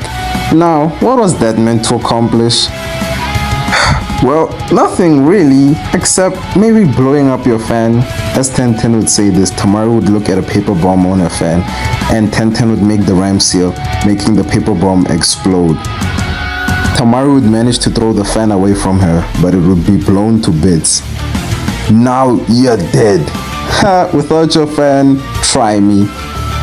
The battle between Neji and Kankuro would be absolutely embarrassing. Neji would be completely dominating Kankuro.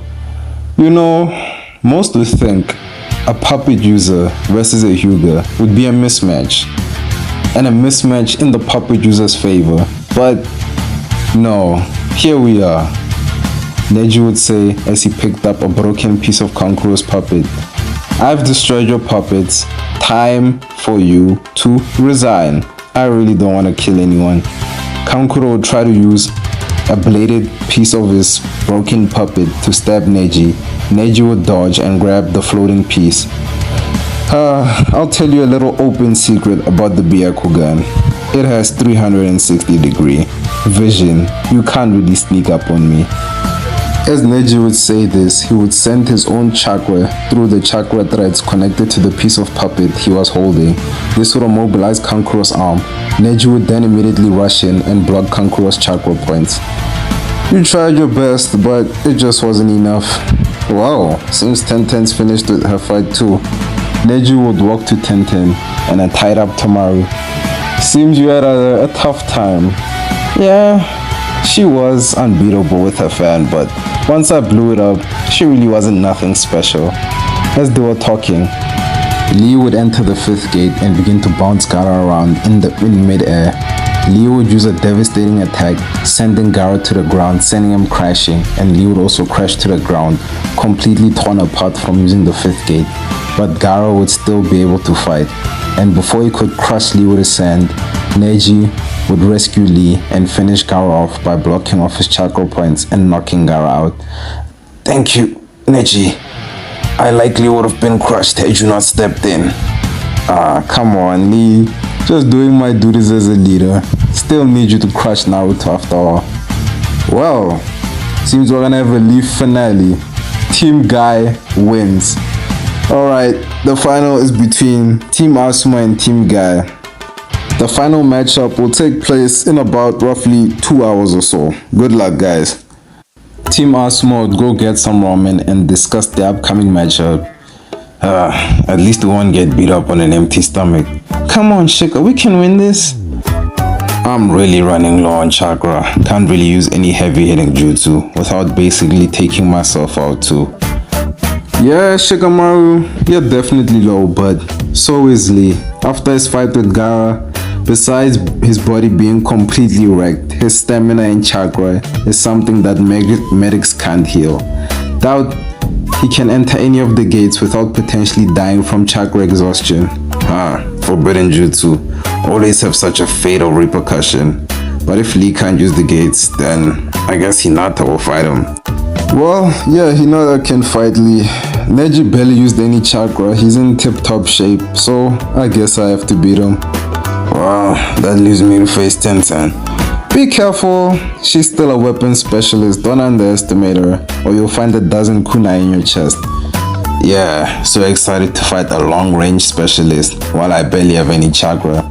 Don't worry, I'll have a dozen clones help you if things get a bit too dicey. But only if you try your best, not gonna help you if you're being lazy. Yeah, I gotta impress to get promoted, but honestly, our team is the front runner for promotion, even if we do lose. Naruto, if you didn't get so mad against Sasuke, you might have been up for a double promotion. No way, Gramps wouldn't let me graduate the academy early, so I doubt he would ever double promote me. Imagine me, a Jonin, with Gramps around, that's not gonna happen anytime soon.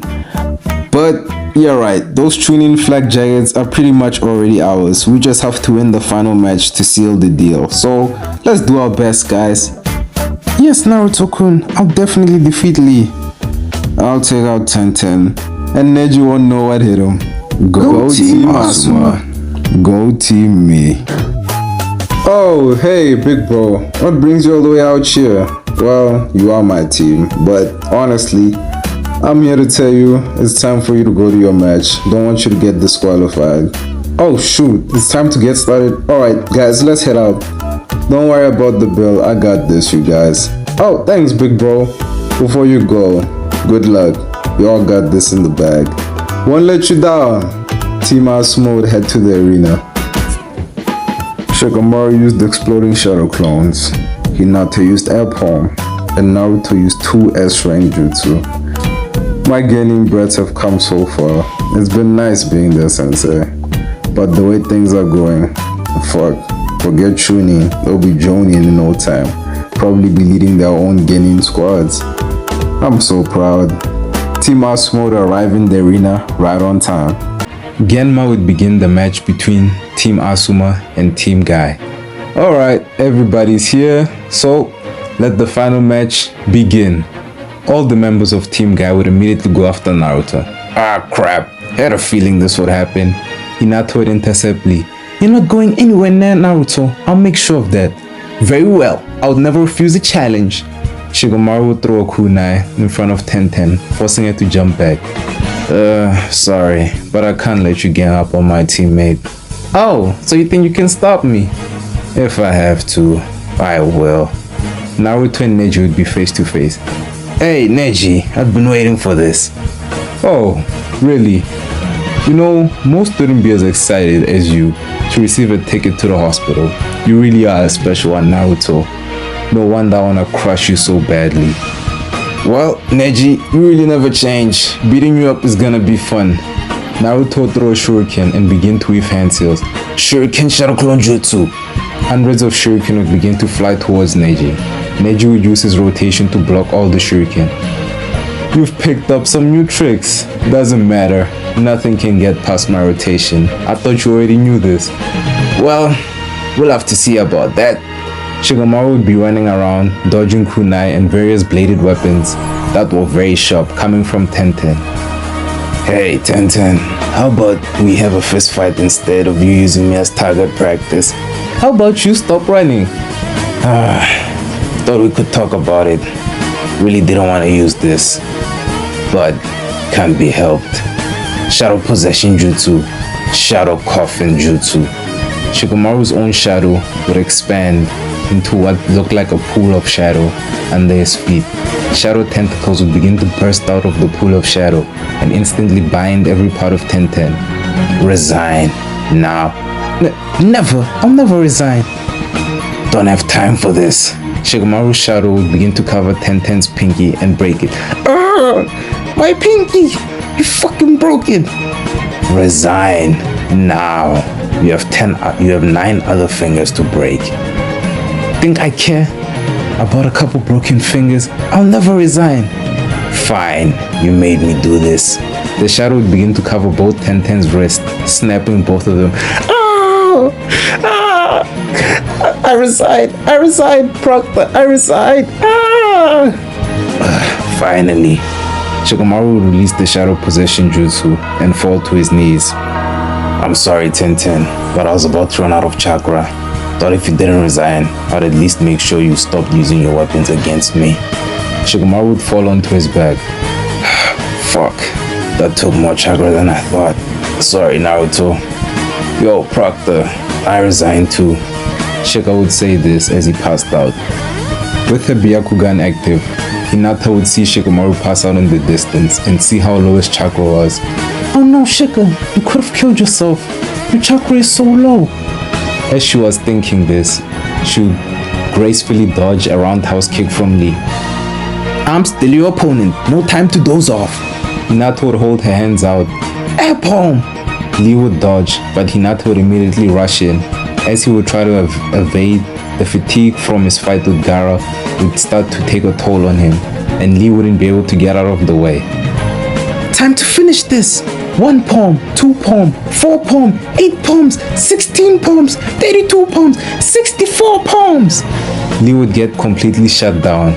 Alright, let me go help Naruto.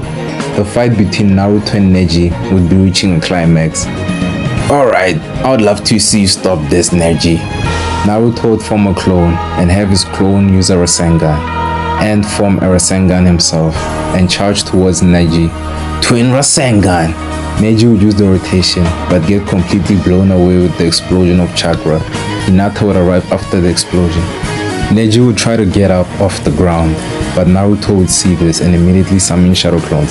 Oh no, Neji, you're not escaping now. The shadow clones would grab onto Neji. Hinata, how about you do the honors? Alright, Naruto-kun, my pleasure. Hinata would poke Neji in the middle of his head and knock him out. Seems you took care of Neji. Well, you mostly did it. Well, you did take care of Rock Lee by yourself. He was already fatigued. Come on, Hinata, take some credit. You put on a good performance. Well, thank you, Naruto-kun. Genma would arrive. Well, you guys definitely work fast. Okay.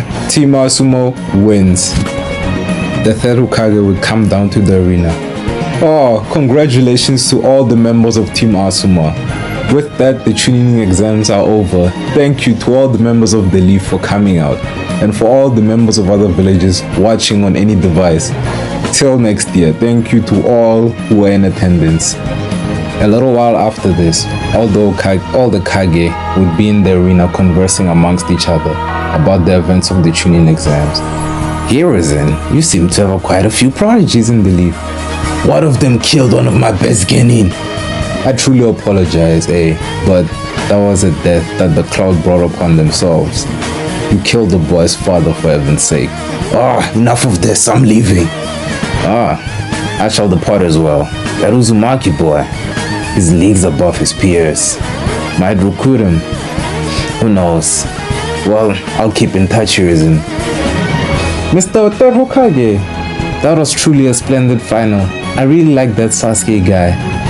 Anyway, goodbye. I'll probably ask him to come on a couple missions to the mist. How about that?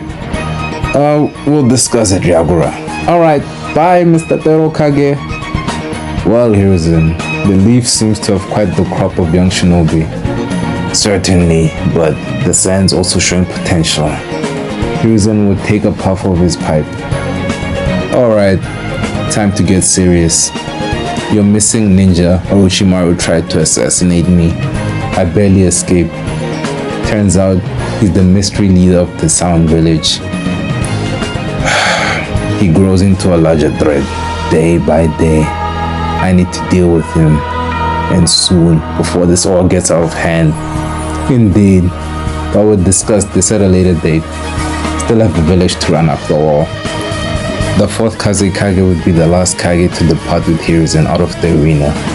Meanwhile, Team Asuma would be celebrating all through the night. A week afterwards, the Genin teams would be gathered in a hall. Thank all of you for coming on such short notice. All these Genin put on a fantastic performance, but unfortunately, not all of you passed the Chunin exams.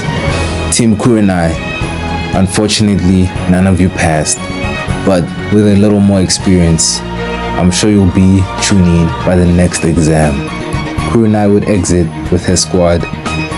Team Guy, only Neji will receive promotion. Rock Lee, don't get me wrong, you possess great physical strength, but you still lack the know-how and strategic thinking of a Chunin.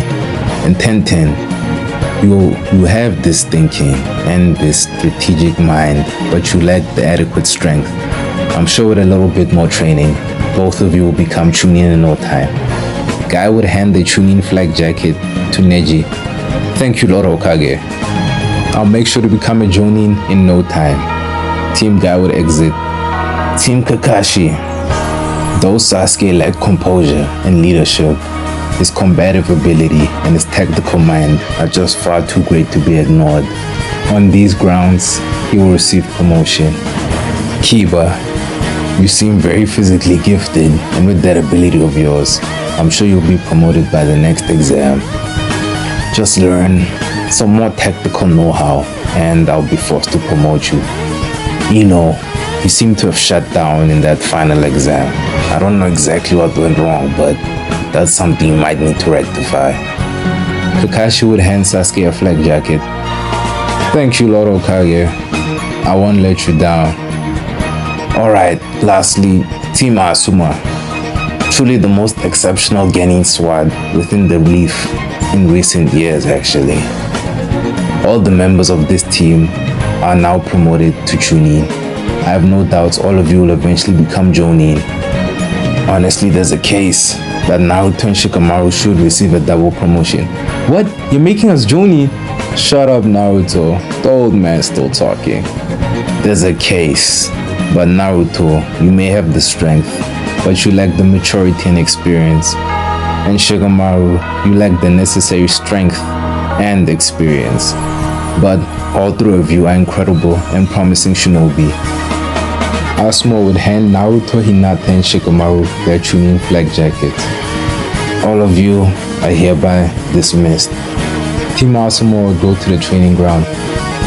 Well guys, all of you are finally full-fledged ninjas. Since all of you have been promoted, I'm not really in charge of any of you anymore.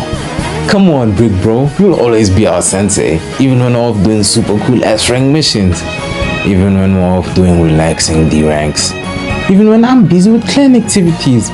See, big bro, even when you're not there, you'll still be with us, in our hearts. Aww, you're gonna make me cry. I'm tearing up. No, please, stop. Y'all can head home, get some rest. Trust me, once you start doing those Chunin missions, you'll miss having time to rest. Team Asuma would leave the training grounds. Later that night, as Sasuke was heading back home, a man with bandages covering his eye and what seemed like gold bracelets all around his left arm, holding a cane, would approach Sasuke. I don't know who you are, but if you think relax, Sasuke, I mean you no harm. I heard of your actions in the Mist Village, and I saw what you did in the Chunin exams. I want you to join my organization. How about this? No thanks, leave me alone. I'm going home. Sasuke, I insist. If you join me, I can have you see our mutual acquaintance, Orochimaru, whenever you please. He tells me he's more than eager to train you and give you that power you desire. You know, Orochimaru, just who are you? My name is Danzo. Come, boy. I'll take you to see Orochimaru now. Though Sasuke was hesitant at first, he would eventually leave with Danzo, and Danzo would take Sasuke to the root hideout in the outskirts of the village. A few days later, Naruto would be summoned to the Hokage's office. He would find the third Hokage already talking to Kakashi. Oh, Naruto, you're finally here. Hey Gramps, hope I'm not interrupting your talk with Kakashi-sensei. No, Naruto, not at all. Me and the Hokage were just talking about you actually. Oh, hope I'm not in any trouble. No, you're not, but we do have something important to tell you. Naruto would grow anxious. Jiraiya will be out of the village for about another month or so. He's in deep investigation of a group called the Akatsuki. By his reports, the objective is to capture all the tailed beasts. Wait, that means you're one of their primary targets. They've already captured 3 tailed beasts. Luckily, they've suffered a slight setback, so that would delay, according to the report, they'll be derailed by about 3 years or so. Wait, if these guys capture tailed beasts, it must be powerful.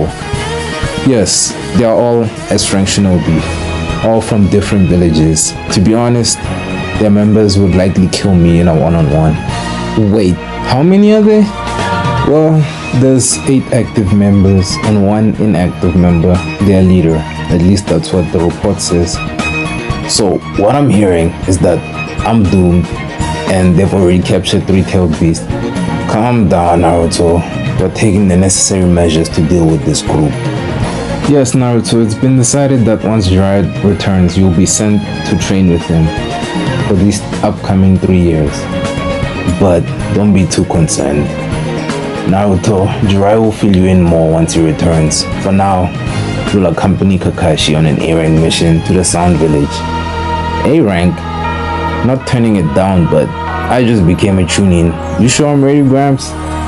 Kakashi is a very skilled Jonin. He could likely handle this mission by himself.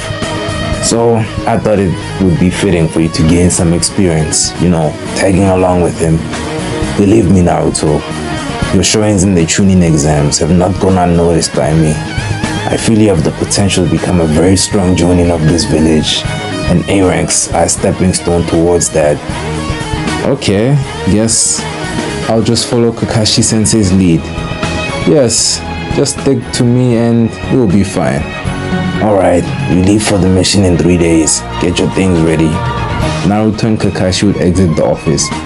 Naruto, I heard from Asuma you wanted me to teach you water ninjutsu. Yeah, Kakashi-sensei, can you? Well, I'm quite busy, but I can teach you the basics and you can practice the more advanced things on your own. Is that okay? That would be perfect. Only really need to learn the basics, how to mold my chakra into water chakra actually. Naruto and Kakashi would head to the training grounds. In a forest near the land of waterfalls, Jiraiya would be scribbling in his book till a black-haired man wearing a cloak with red clouds would approach him. Well, Itachi, early as ever, so what have you got for me? The Akatsuki leader is currently making arrangements to capture the 6 tails. Oh, okay. Any plans to attack the leaf? No. I've managed to quell any ideas to capture the 9 tails at the moment. Ah, thanks Itachi for buying us some time. We'll meet up again in a year or so. Wait, Jiraiya-sensei, I've heard that Orochimaru has started to make moves on Sasuke. Is this true? Oh, yes, unfortunately, he's branded Sasuke with that pesky curse mark. But don't worry about him. I'll deal with him soon enough. His time is coming. Alright, Sensei. We'll meet again in a year then. Itachi's clone would disappear into a meadow of crows. Whoa. Guess I need to hurry back to the Leaf Village. The book can wait. Time is really ticking now. Back in the Leaf Village, Naruto and Kakashi would head out for their mission. Alright, Kakashi-sensei, lead the way. Wait, Naruto, where's your flak jacket? Oh, Asuma told me I don't have to wear it all the time. It's a choice and all. It is, but you've only had it for less than a week. Thought you'd at least take a little more pride in it. But regardless, let's go. Kakashi and Naruto would begin their trip to the Sound Village. Hey, Kakashi-sensei, where exactly is the Sound Village? Well, The Sun Village is actually quite well hidden, but it lies somewhere within the land of grass. So why exactly are we going there? Really shouldn't tell you this, but since you're my partner, I might as well. We've received information that the leader of the village is actually Orochimaru. What? We're going to fight the strongest Sanin? Not sure if he's the strongest, but we're not going there to fight. It's simply a spy mission to get an intel we can use for future attacks. Well, if that's the case, hopefully we don't have to fight anyone. After a few days of travel, Naruto and Kakashi would arrive at the border of the land of grass.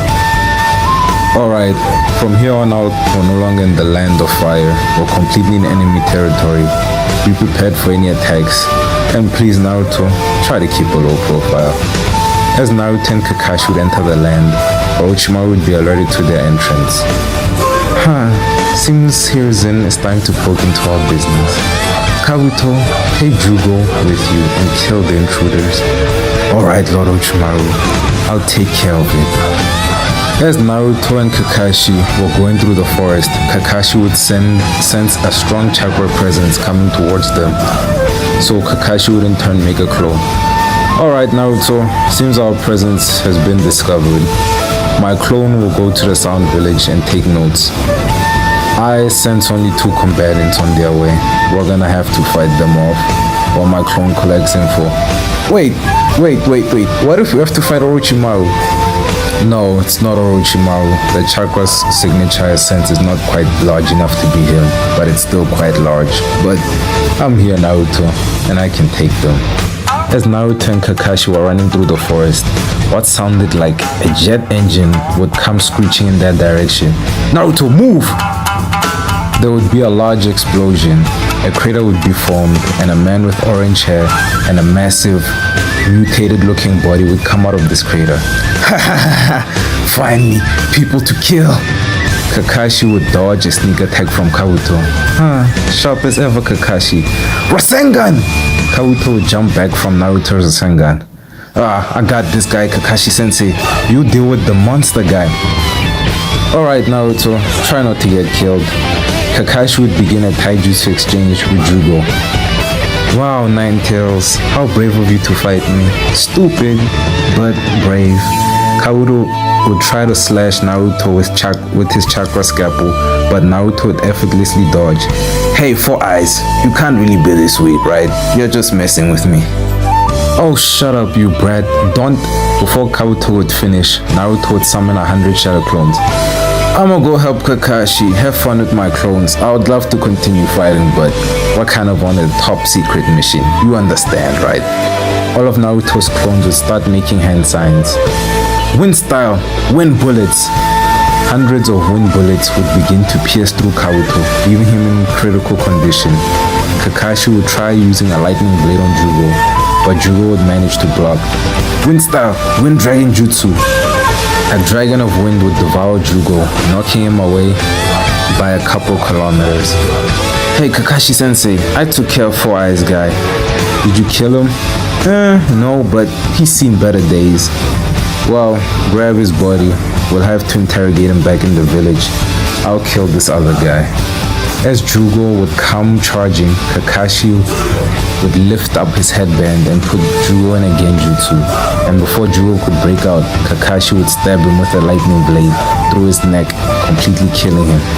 Kakashi's clone would return after a couple hours and hand Kakashi a scroll with the notes he took. The clone would carry and tie up Kabuto on his back as they would leave the land of grass. Kimimaru would arrive moments after this. All of them are so useless. Kabuto seems to have been captured and Jugo is dead. Lord Orochimaru will not be pleased. After a couple days of carrying a half-dead Kabuto, Naruto and Kakashi would arrive back in the village. Alright Naruto, you've been a great help on this mission, but I'll take it from here. I'll drop off our friend at the interrogation court, then I'll go ahead and debrief the Okage. You can head home, you've been a great help. I'll make sure to tell the Okage.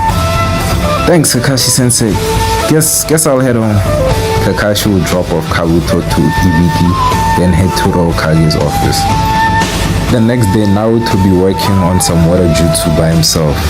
What a style! What a prison jutsu! Naruto would trap one of his clones in a prison of water, but his clone would manage to break out. Ah, damn it! Not stable enough. This still needs so much work. What a style! Water wall! Naruto's clone would throw shuriken at the water wall, and they would barely pass through before hitting the ground. Damn, if that was from a real enemy, I would have 4 shuriken in my chest right now. Can't be helped. Just gotta practice, I guess. As Naruto's working on water jutsu, Sasuke would be watching him from a distance with a pale-skinned ninja. Well, Sasuke, seems Naruto just keeps on improving. Shut up, Sai. Don't piss me off. Oh, did I hit a nerve? No, and this does not bother me. I will surpass him and kill Itachi. Lord Donzo has allowed for you to leave the village for 6 months. He'll arrange more meetings between you and Orochimaru when necessary. Whatever. Let's leave now. Sai would make an ink bird and they would fly out of the village. Whoa, that's a massive bird. Anyway, let me get back to my training. Meanwhile, Kakashi would be talking to the third Hokage. Kakashi, the man you brought has been assassinated while receiving medical treatment. Seems Orochimaru still has some operatives in the village. I know, this is most concerning. Regardless, the info you gathered was sufficient enough. Seems Orochimaru is running his twisted experiments on even helpless shinobi. Yes, Lord Third, but Orochimaru isn't the only issue. Seems Danzo has managed to recruit Sasuke to root. I've heard. I don't know what Danzo's up to. He's already sent him out on a mission to God knows where, for God knows how long. Lord Third, I fear the influence of the curse mark is going to lead Sasuke down a very dark path. Yes, no doubt. Also, his rivalry with Naruto is pushing him in the wrong direction. Just going to have to see what becomes of this young Uchiha. Well, I'll take him on a mission with me. When he comes back, we'll have a chat and I'll see if I can't bring him back to the light. Yes, please do so, Kakashi. Anyway, still I have a lot of paperwork to do. You're dismissed. Alright, Lord Hokage. Roughly a month would pass and Jiraiya would return and find Naruto at the training ground working on water jutsu. What a style! What a prison jutsu! Naruto would trap his clone in a water prison, but it would manage to break out. Crap! It still needs more work. Water jutsu is pretty tough, isn't it, Naruto? But the trick is using your chakra more fluidly. Your water prison was a bit too stiff.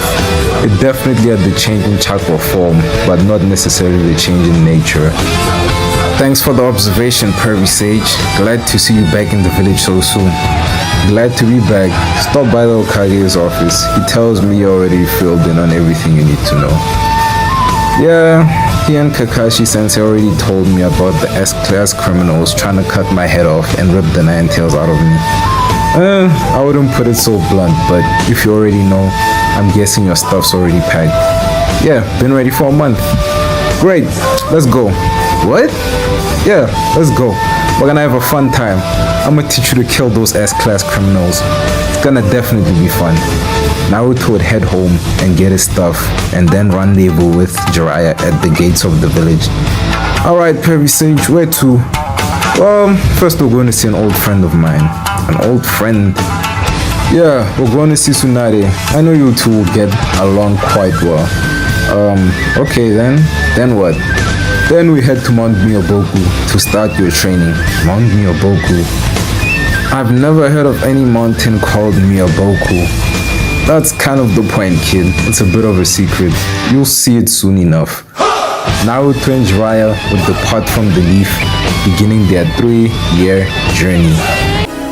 A year into Naruto's training, he would be meditating on top of a stone slab, balanced on a large stalagmite-looking structure. Instead of getting nature energy though, he would be inside of his mind, face to face with the 9 tails. So, more silent treatment. That's fine, that's okay. You know, you would think having been together for what, 14 years now? Things would be a bit more cordial between us, but maybe I'm just crazy. Shut up, Brad. If you want friendship, then break the seal. Can't really do that. You'd probably kill me, then destroy the Leaf Village, and get captured by the Akatsuki, and they would destroy the world. You know, that doesn't really sound like a great situation for anyone. Come on, back to being quiet. You're so chatty. Don't get quiet on me now. Fine, but I do want you to know something. The Nine Tails would slightly glance at Naruto. I don't hate you. You're a fool. No, don't get me wrong. I want to. I used to. You don't fool me, Brad. Your hatred, I feel it. I killed your parents, destroyed your village, and want to kill you. Of course you hate me. No, I don't. I used to. I think I used to, but there was a point when I was young and I really wanted to get vengeance against you, but I realized there was a greater hatred coming from our soul, and it was you. You really hate us, Shinobi, but how could you not? We enslave you and use your power endlessly. The destruction of the leaf was warranted. We captured you. You didn't come to us. I don't hate you. I wanted to, but I don't have the right to. I hope one day I can get rid of that hatred you have for me and the Shinobi world. Well, I think that's enough for today. By the way, what's your name? You must have one, since, you know, you're not a beast. Come on, more silent treatment? Fine, I'll be going. As Naruto would start to fall out of meditation, he would hear, Kuruma. Naruto would open his eyes and land on the ground. Kuruma. Alright then. Meanwhile, in one of Orochimaru's hideout, Sasuke would be fighting with Kimimaru. Pathetic. I've surpassed you, Kimimaru. Use that curse mark before I accidentally kill you. You know my body can't handle it. Oh, it slipped my mind how truly pathetic you are. Can't believe I was defeated by you in the Chunin exams.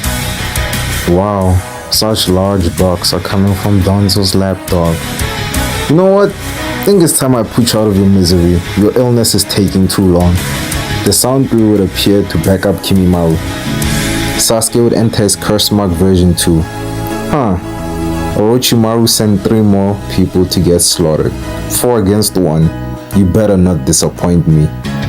After a long battle, only Sasuke and Kimimaru would remain, with the corpses of the Sound 3 on the ground, burnt to a crisp. Your fire jutsu has improved.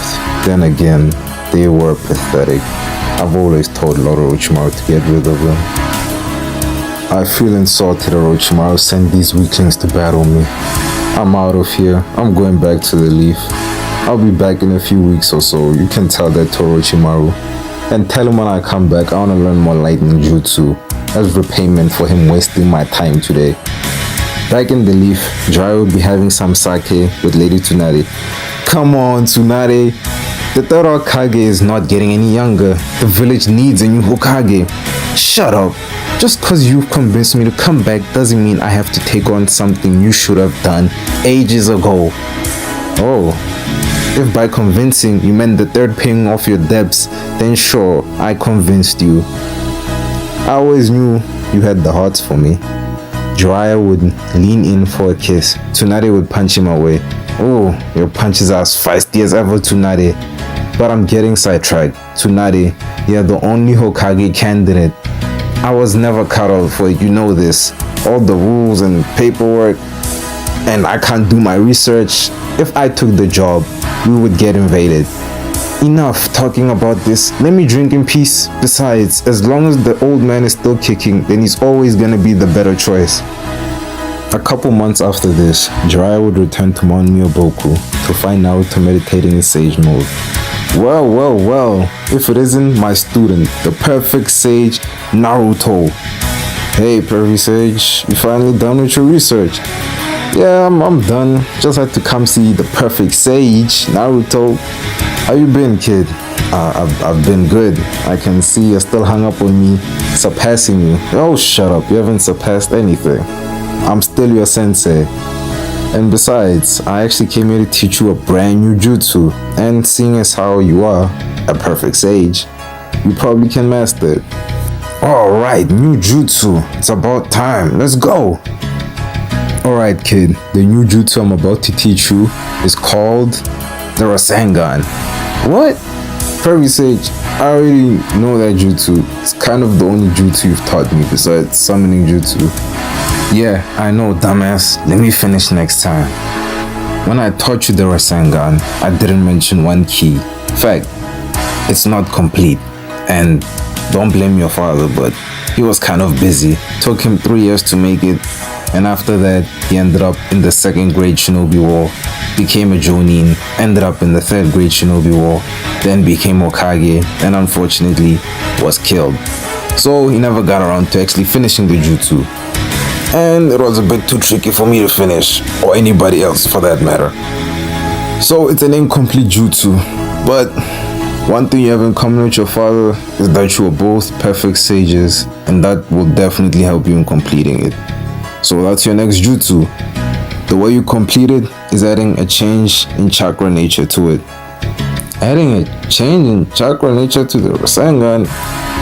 Are you sure, perfect sage? The Rasengan is kind of just a ball of chakra. I don't really know how you add something to that.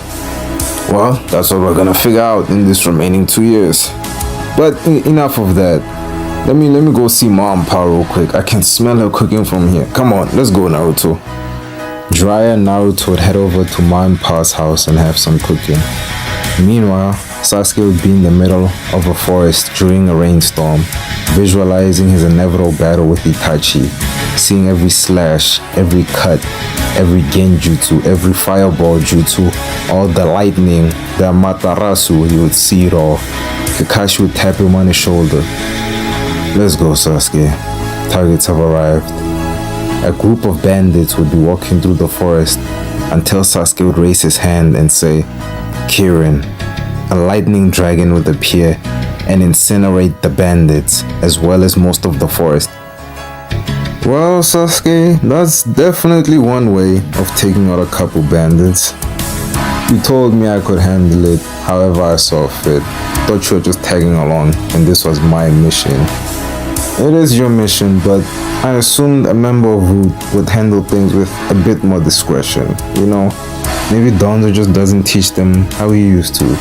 I'm not having this discussion with you again. I'm almost a Jonin. I can work for whoever I want. And Donzo doesn't train me. I train myself. I'm only Root in title alone. I'm still my own person. That is true, but have you thought of your life after killing Itachi? All this quest for vengeance is doing is leaving you without any bond, Sasuke. You have no friends in the village. Almost everyone despises you. Is this really the life you want to live? I'm done talking. Mission's over. I'm heading back to the Leaf Village. Fine, Sasuke. You may leave. Damn it. He's acting more and more like Itachi every day. But at least Itachi was tranquil. Sasuke is just filled with so much hatred. But I still have hope for him. I can still save him from this dark path. In the distance, two Akatsuki members would be looking at Sasuke and Kakashi, one with orange hair and various piercings, as well as distinct purple eyes with a ripple pattern in them. Next to him would be a man wearing an orange mask that had a single hole, revealing a Sharingan. It seems everything is going according to plan. This Uchiha boy is going to come to us, Madara. Indeed, Nagato, but I'll pay him a visit in due time. The two men would disappear in a portal formed by the masked man's eye. 3 years are up. Naruto and Jiraiya would walk through the village gates. Jiraiya would head to the Hokage's office, while Naruto headed to the Naro compound. He would find Asuma and Shikamaru playing shogi. Naruto would give both Shikamaru and Asuma a big hug, Alright, good to see you again, Naruto. You've grown. Damn, you're almost as big and strong as me. Yeah, definitely put you through some serious training, huh, Naruto? Come on, guys, you're making me blush. Come on. I'm not that big. I am, but come on. Let me treat you to some ramen. You and Shika can go ahead. I'll get Hinata. Naruto and Shikamaru would head to Ichiraku Ramen and share some stories about the past 3 years. After a while, Asuma and Hinata would arrive. Naruto would give Hinata a big hug. Hinata would be visibly red, but instead of fainting, she would hug Naruto back. The team would spend the next couple of hours sharing stories and having some fun. Jiraiya would be in the Hokage's office, talking with the third Hokage. Good to have you back, Jiraiya. I hope the training went well. Well, yeah, the training went better than you can imagine. Naruto is truly a splendid shinobi now. All thanks to his splendid master, if I do say. Well, if that's the case, I'll set up a sparring match between him and Kakashi. But Jiraiya, back to the matters at hand about the Akatsuki. Back at Ichiraku Ramen, Shikamaru would break some interesting news to Naruto. What? No. Sasuke is a Jonin? Neji's a Jonin too? Calm down, Naruto. Seriously. No, how can I calm down? The two guys we beat up outrank us. How do you want me to calm down, Shika? Well, not us. Just you. No. Yeah, Jonin too? Stop yelling, Naruto. Come on. Yes, I'm a Jonin. Well, I'm a specialist Jonin. Still a Jonin though. I don't really go out in the field all too much. I mostly work under my father with strategy building and deciphering intel. You know, all that technical stuff. Come on, Hinata, don't tell me you're a Jonin too. Well, no, I'm still a Chunin, but that's because I actually turned down being a Jonin. You turned down a promotion? What's been happening while I've been gone? This is getting out of hand. No, Naruto, don't get me wrong. The only reason I turned it down is cause I'm being groomed to be my clan's next head. I'm gonna become the head of the Hyuga. Not too long from now. My father is actually planning to step down.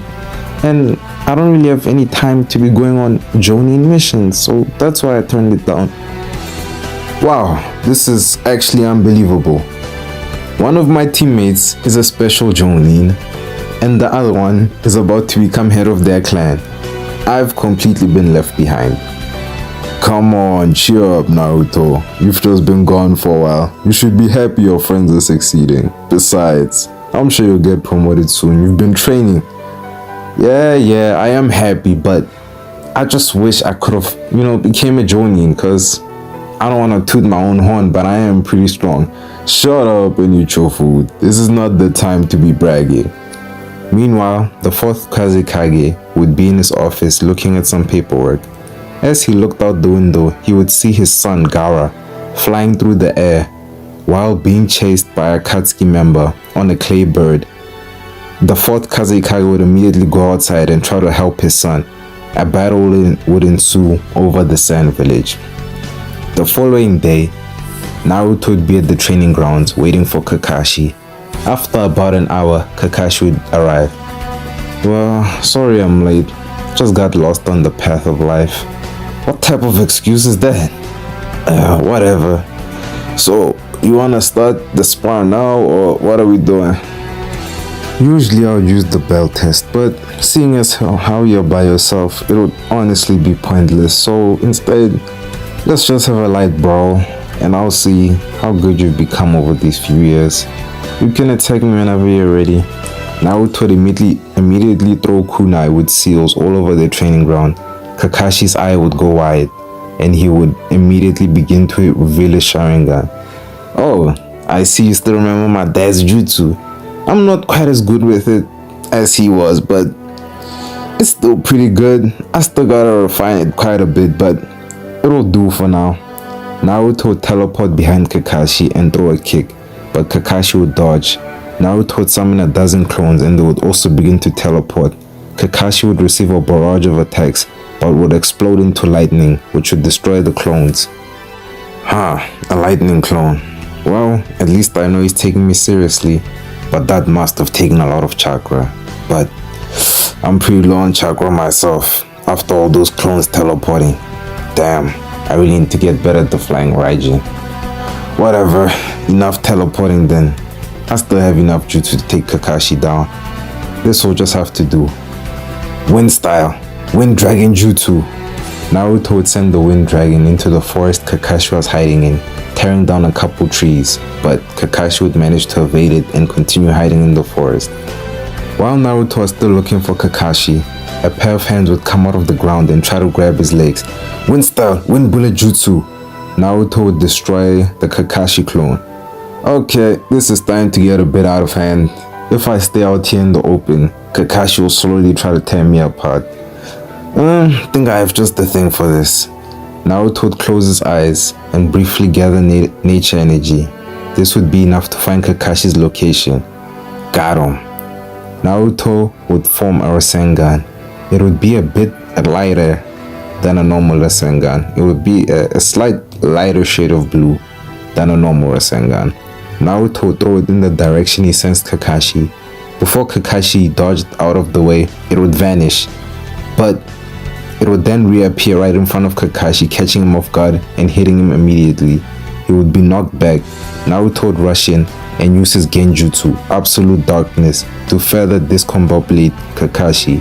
Naruto would hold a kunai to Kakashi's neck. Well, Sensei, I think I win this one. Yes, Naruto, I think you do. Naruto would break the genjutsu and Kakashi would put his headband over his eye again. So Naruto, let me get this straight. Not only did you learn your father's S-rank jutsu, the flying Raijin, you also completed something he couldn't, the Rasengan. Well, I'm kind of not that good at the flying Raijin, if I'm being honest. When I do it, it takes way too much chakra, like a lot of chakra, even for me. So I usually don't use it unless I'm using another technique. And with the Rasengan, I did manage to complete it. The Vanishing Rasengan though, I kind of made that one by accident. Since I did have to learn Lightning Release to be able to use the Flying Raijin, one day while I was working on the Rasengan, I accidentally used Lightning Chakra instead of Wind Chakra. And I made the Vanishing Rasengan, well, a mini Vanishing Rasengan. Well, sounds like you were hard at work during these 3 years. You picked up another nature release. Yeah, but I really don't like Lightning Release. It's not as cool as Water Release and not quite as versatile as Wind Release. I only really learned it as a means to an end. Wait, Naruto, you mentioned using Wind Chakra in the Rasengan. Oh yeah. I have another Rasengan, but it takes way too much chakra, like a lot of chakra, and it's pretty destructive. I wouldn't really want to use it against you, even though you would dodge. It would probably blow up the entire forest, and I don't know why I would want to use such a jutsu against a comrade anyway, so maybe I'll show it to you some other time, but definitely won't be throwing it at you. While Naruto and Kakashi were talking, Shikamaru would arrive and inform them Gaara has been captured by the Akatsuki. Naruto and Kakashi would immediately go to Hokage's office and receive their mission. The 4th Kazekage has sent for help from the Leaf. Due to our alliance with the Sand, we have no choice but to make sure we send our very best there. Since the Akatsuki is involved, this is certainly an S-rank mission. As such, I want you, Shikamaru and Kakashi, to be the leaders for this mission. Naruto, you're going as well. I've heard plenty from Jiraiya about your strength, so I trust you in this mission.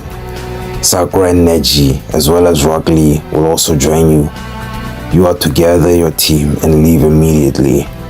Gramps, what about Sasuke? He's a Jonin, right? I'm sure he could be a great help on this mission.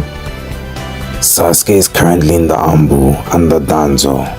I only send them on covert missions that require the most precision. Regardless, get going, Naruto. Time is of the essence. Meanwhile, in the root base, Danzo would be sending Sasuke off on a different type of mission. The Sun has been attacked. While they're still shaking, you are to go and kill the 4th Kazekage, as well as the Sand Elders and the Sand Allies of the Leaf. In name only, given the opportunity, the Sand would destroy the Leaf. I want to make sure they never receive such an opportunity. Kill all the Elders. Make sure to frame the Cloud. They too are a threat to the Leaf's safety. I'm on it, Donzo. Sasuke would put on his Ambu mask as well as Hidden Cloud clothing and immediately head to the Sand Village. The team led by Shikamaru and Kakashi would also make their way to the Sand. After 2 days of traveling, the team from the Leaf would finally arrive in the Sand Village in the dead of night. The team leaders, Shikamaru and Kakashi, would speak with the 4th Kazekage. Sakura would be treating Kankuro, who got poisoned by Sasori trying to rescue Gaara.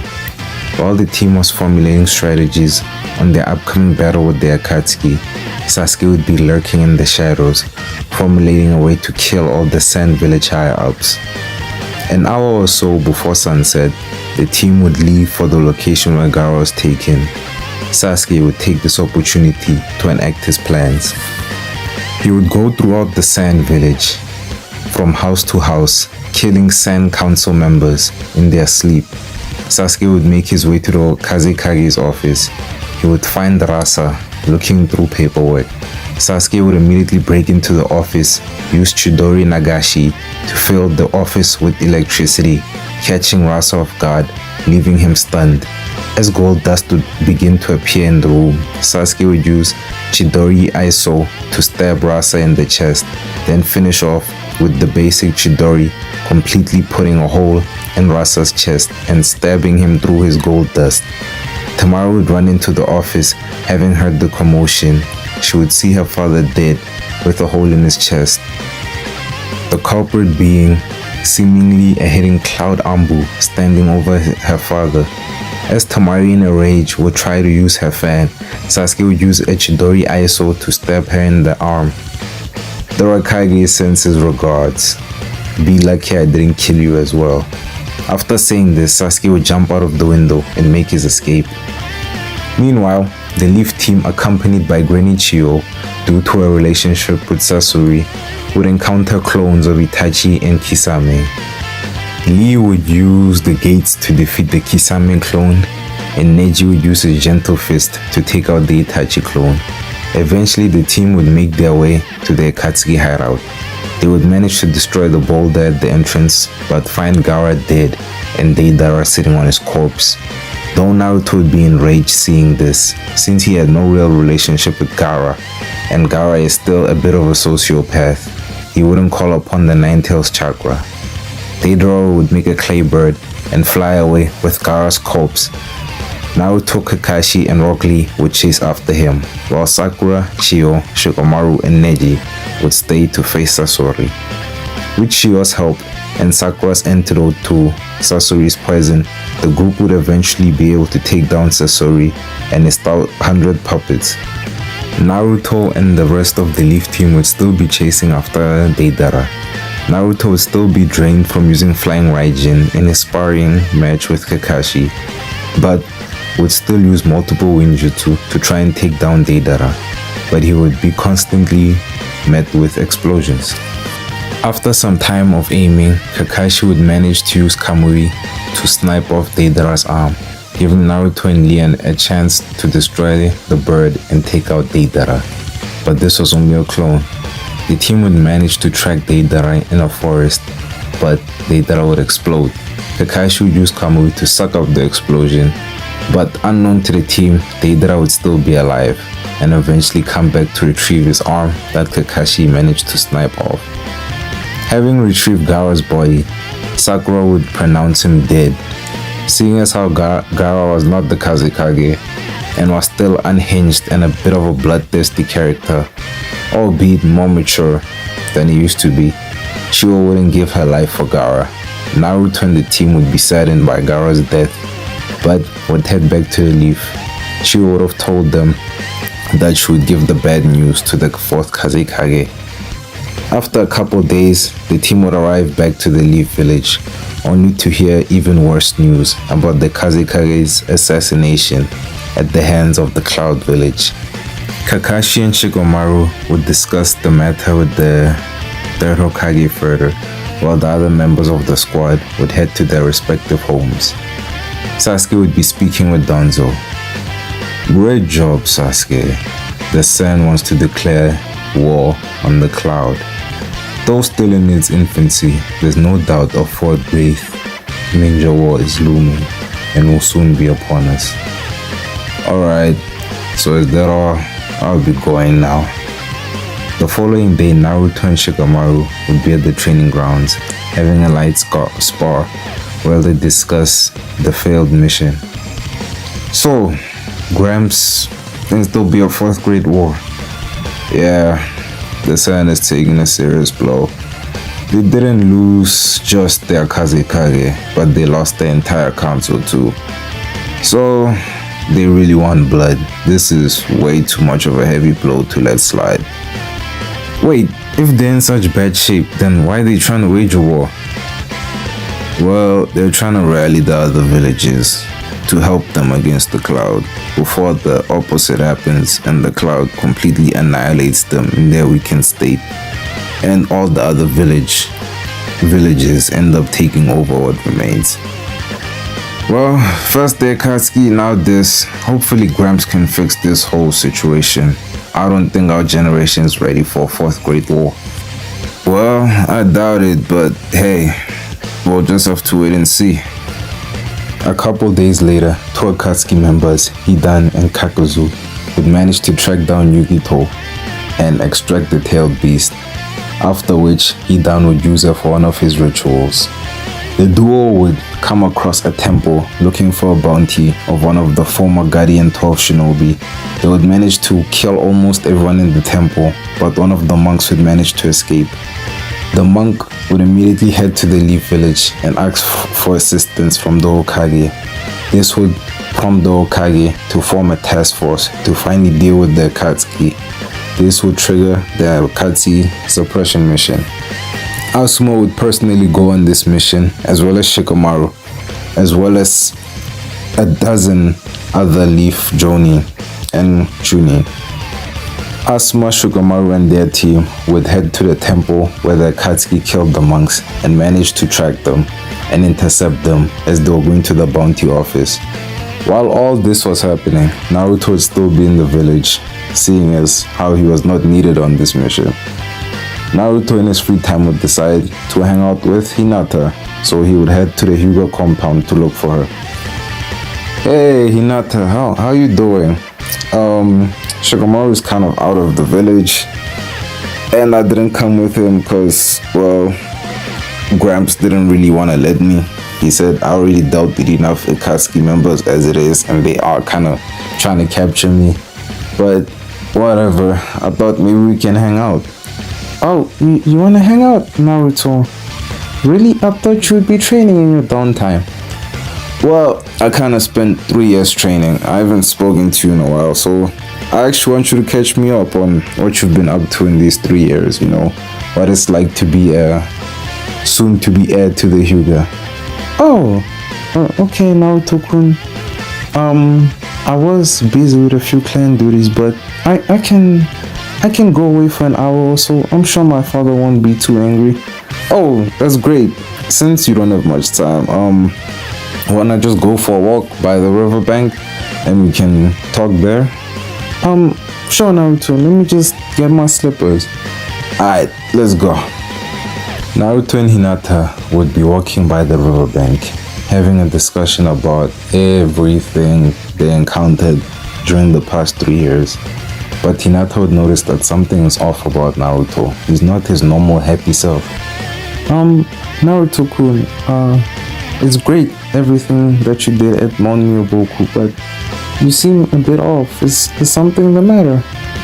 Oh, yeah, I'm sorry about that, Hinata. Well, I've just been thinking about what's looming. There's kind of a war about to go down. Well, it might go down. It's probably gonna go down. A war? What do you mean, Naruto? I'm not sure if you heard, but the Cloud assassinated the Kazekage. So The sand is completely out for blood. Oh, that's horrible. Why would they do such a thing? Well, according to Shikamaru, the cloud has always been a bit militaristic. So, yeah, the war's just been on my mind. Oh, I'm sorry, Naruto. No, Hinata, it's not your fault. It's just, it reminds me of something Pervy Sage once told me that I didn't quite get when he told me, but now I understand. He once told me he wants to get rid of all the hatred in the world, and I didn't know what he meant. But seeing as how he's been through 2 wars, I think, and now that I might have to go through a war myself, I'm starting to see what he meant. I do want to get rid of all this hate in the world, but I don't know how to go about it. I'm trying to figure it out, but I don't know, maybe this is too serious for me. Maybe I'm just way in over my head. I don't know, but I want to get rid of all this hate in the world. I hear you, Naruto, and I think you can do it. And even if you can't, I'll completely help you. I'll always be by your side helping you. Oh, thank you, Hinata. You've always been a pretty good friend to me. I really appreciate that. Of course, Naruto-kun. Naruto and Hinata would briefly exchange a hug. Back with Asuma and Shikamaru, they would have managed to intercept the 2 Akatsuki members, but things would not go very well. The Akatsuki members, with their unknown abilities, would manage to kill Asuma, completely destroying Shikamaru and Naruto once he receives the news. Naruto and Hinata enter the Hokage's office. After being abruptly summoned, they would find Shikamaru with a completely soulless expression on his face, as well as the third Hokage, who looked to be very emotionally hurt. Hey Shika, Gramps, why did you call us over here? And why do the 2 of you look so heartbroken? Lord Third would remain silent. Naruto, Hinata, Asuma is dead. He was killed by the Akatsuki on our most recent mission. The room would be dead silent, but the emotions of everyone's hearts could be clearly felt. Naruto would try to open his mouth to speak, but would simply remain silent and walk out of the room. A few days would pass and the funeral for Asuma would be held. Naruto would comfort a weeping Hinata, while Shikamaru wouldn't attend, instead fidgeting with Asuma's lighter on top of a roof, thinking of ways to get his revenge. Naruto, though initially filled with unquenchable rage and immediately wanting revenge, would enter a depressed state.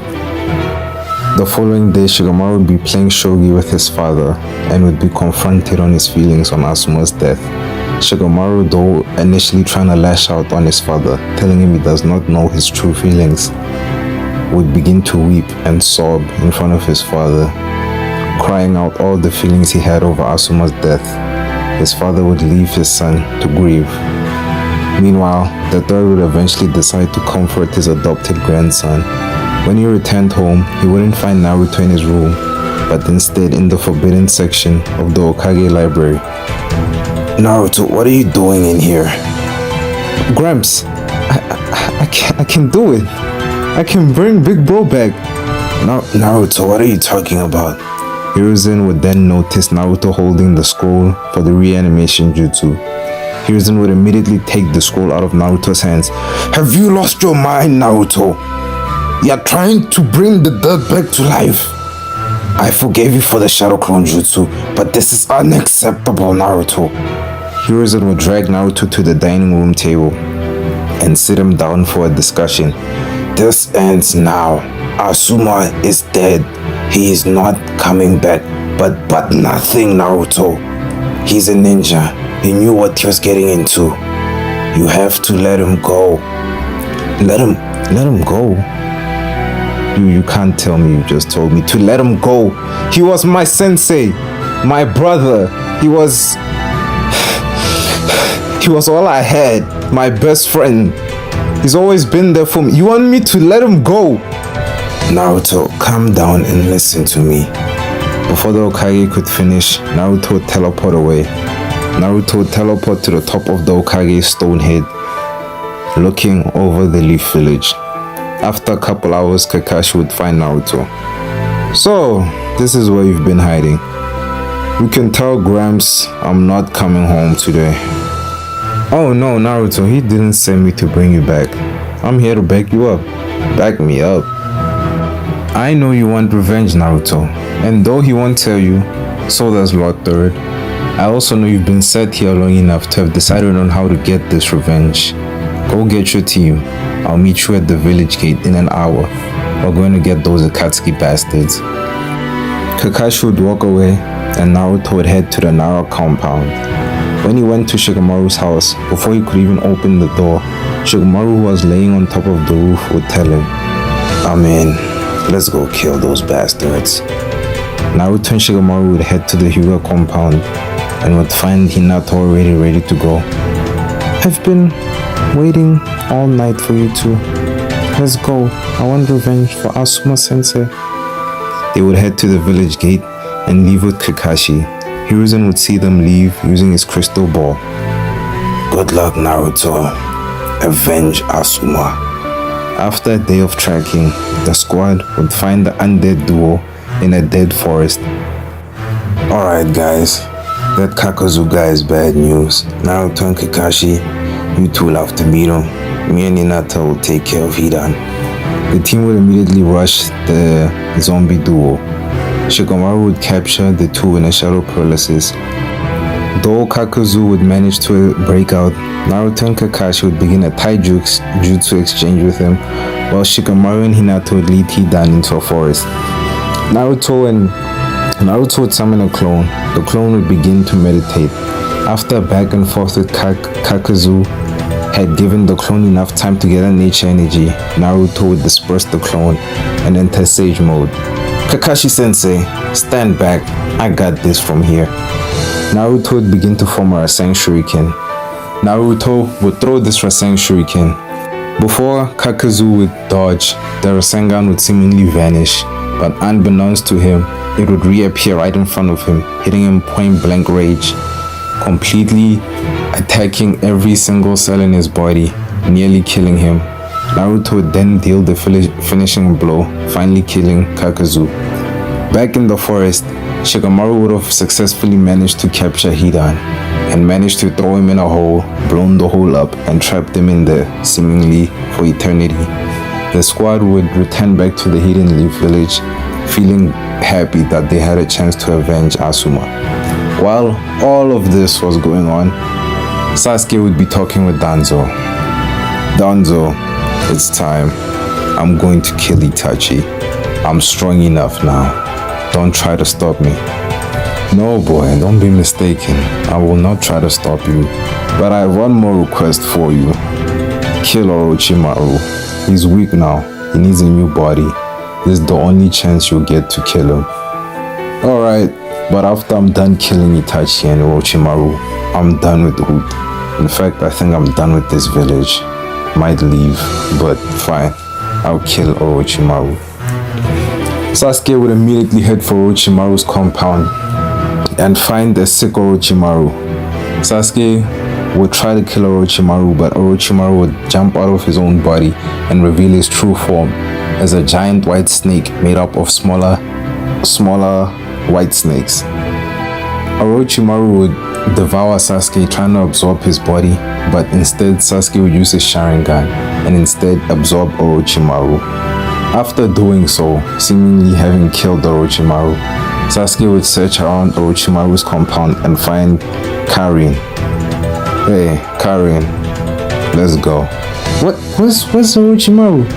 He's dead and I need you. Let's go. Stop asking questions. Oh, okay, Sasuke, what about Suigetsu? I said I need you. Let's go. Oh, okay, Sasuke. Sasuke and Karin would leave Orochimaru's compound and head for a nearby town where they would try to gather information on Itachi's location. While Sasuke was trying to gather information, he would wander into a forest where Deidara would try to sneak attack him. A fight between Deidara and Sasuke would begin. It would be a back and forth of lightning jutsu and explosions, but after a long drawn out battle, Sasuke would come out the victor. He would go back to his hotel room in the nearby town and have Karin heal him. One of Itachi's clones would find Sasuke and tell him the location of where he was at. Sasuke would immediately go here. Itachi would be waiting for Sasuke in the old Uchiha clan hideout. The battle between Sasuke and Itachi would immediately begin. First it would start off as an exchange of genjutsu prowess, but would soon become a taijutsu exchange and transform into an exchange of fireball jutsus. Sasuke would throw a fireball jutsu, Itachi would throw an even stronger one. But Itachi at times would be caught off guard, seemingly out of character. After some time, Sasuke would enter his version 2 curse mark state and begin to push Itachi back. But after a long drawn out battle, Sasuke would finally get his opportunity to use his ultimate jutsu against Itachi. Sasuke would raise his hand to the sky and simply say, Kirin.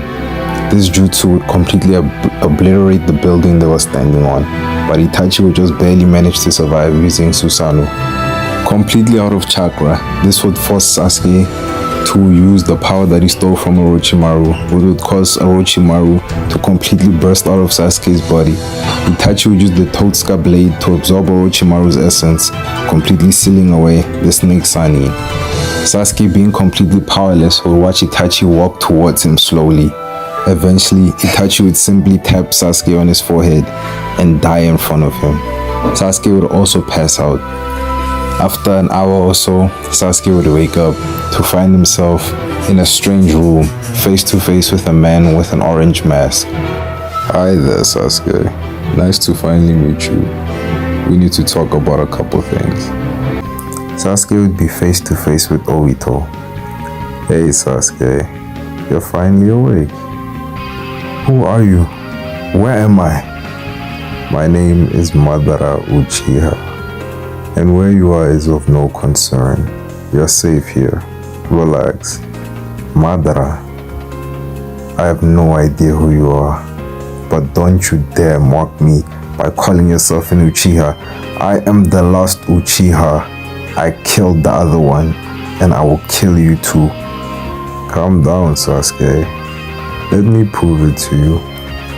As Obito would show Sasuke's Sharingan, Sasuke's eye would turn into Itachi's Mangekyo and hit Obito with Amaterasu. Obito would manage to survive this. Seems your brother is still protecting you. How noble of him. Still protecting me? You mean the man who tried to take my eyes and kill me a couple hours ago somehow protects me? Sasuke, if Itachi wanted you dead, you'd be dead. There's so much you don't know about your big brother. Stop your ramblings. I beat Itachi. I got my revenge.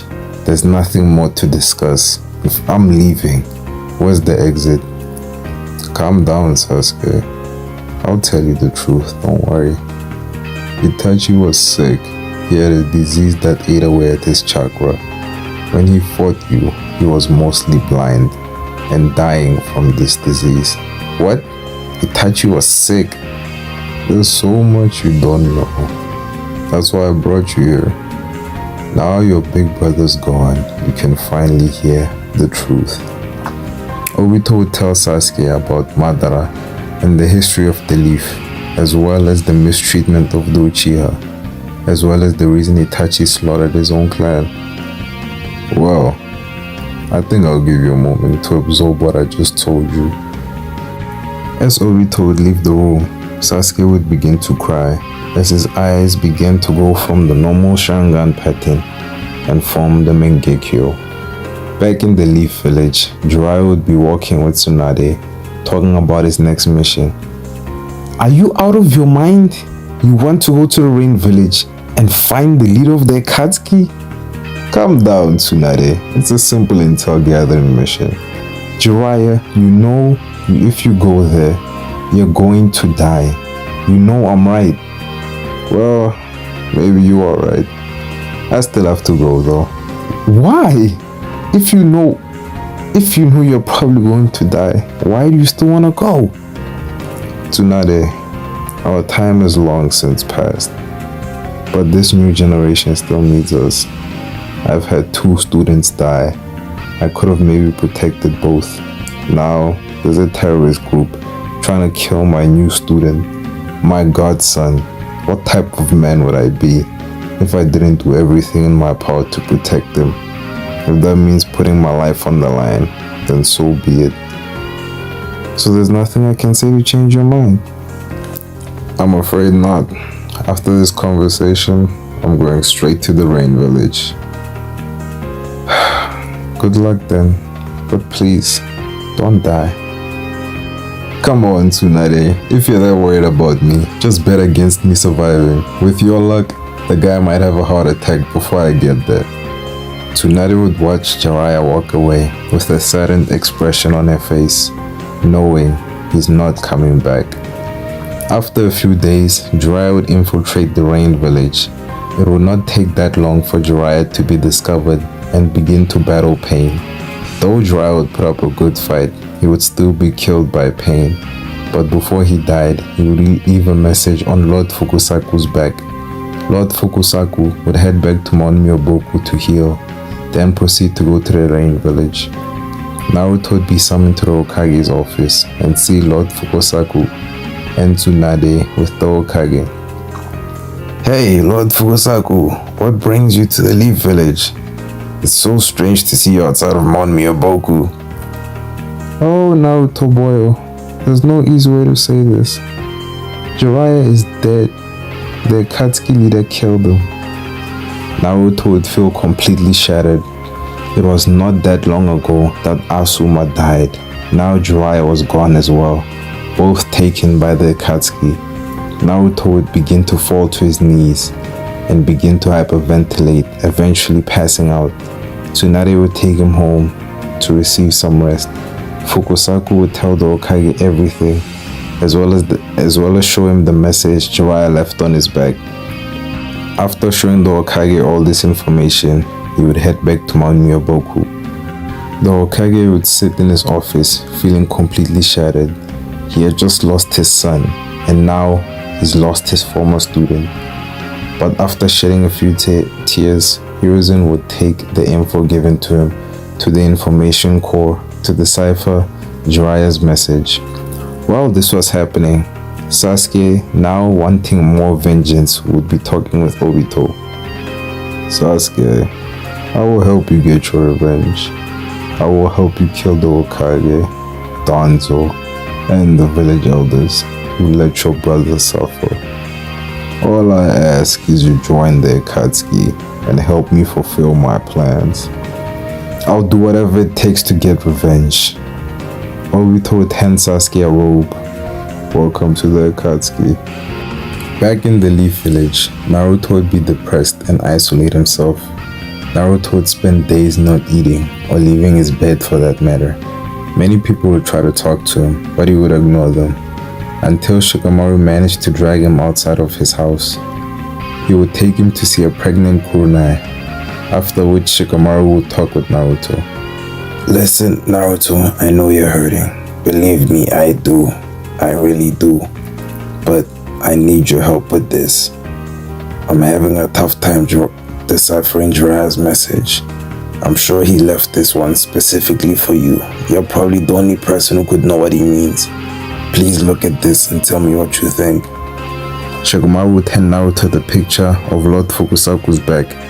Naruto would stare at it for a bit. I don't know. It's not really ringing any bells.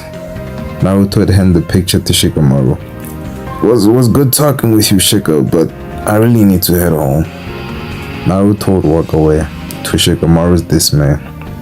On his way back home, Naruto would bump into Kakashi. Hey Naruto, I was just looking for you. Let's go get some ramen, my treat.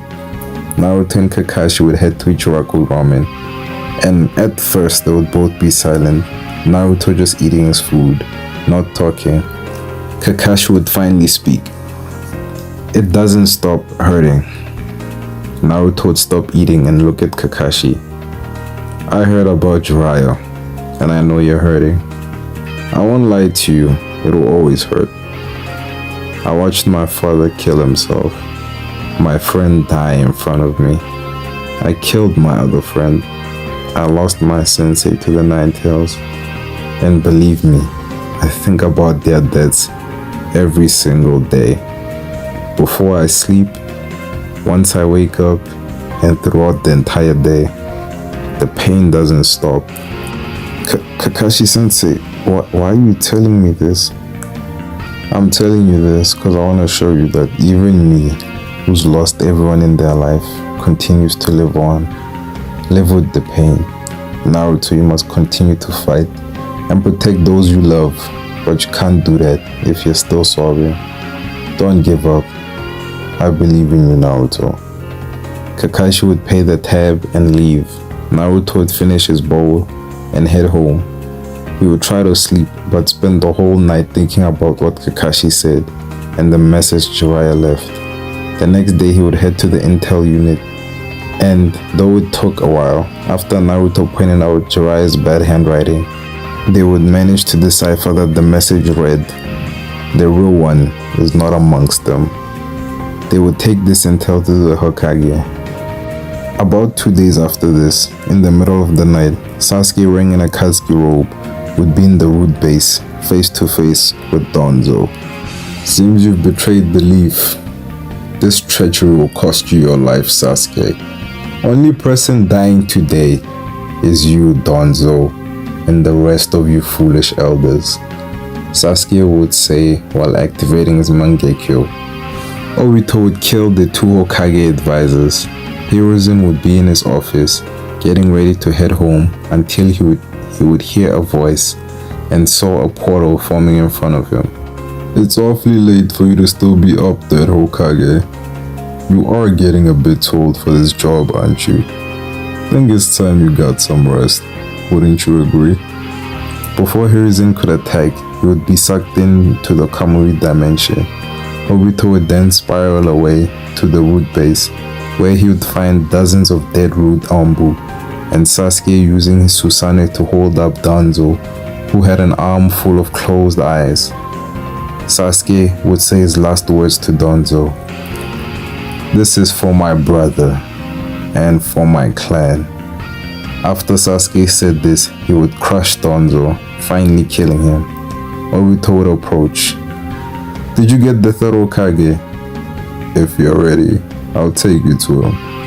Obito would take himself and Sasuke into the Kamui dimension, where they would kill the third Hokage, after which they would take the corpses of the Hokage's advisors, Danzo and the third Hokage, and pin them to the Hokage stone faces. In the morning, the Leaf Village would be in complete shock. Naruto would be beyond enraged and saddened by what he had just seen, even having the QB's eyes active. While the village was still processing what had just happened, Pain would be outside the village, about to begin his assault. 6 pads of Pain would appear in the middle of the village, and they would immediately cause mass destruction in the form of summonings and explosions. They would be scouring the entire village looking for Naruto, but it wouldn't take long for Naruto to come to them, as well as the rest of the ninja present in the village. The individual paths of Pain would be fighting different opponents, but the Diva path would be face to face with a Sage Mode Naruto, also using some of Kuruma's chakra. Oh, what do we have here? Seems the Nine Tails has come to me. Surrender and come, and I assure you, I won't destroy your village and slaughter all your friends if you do.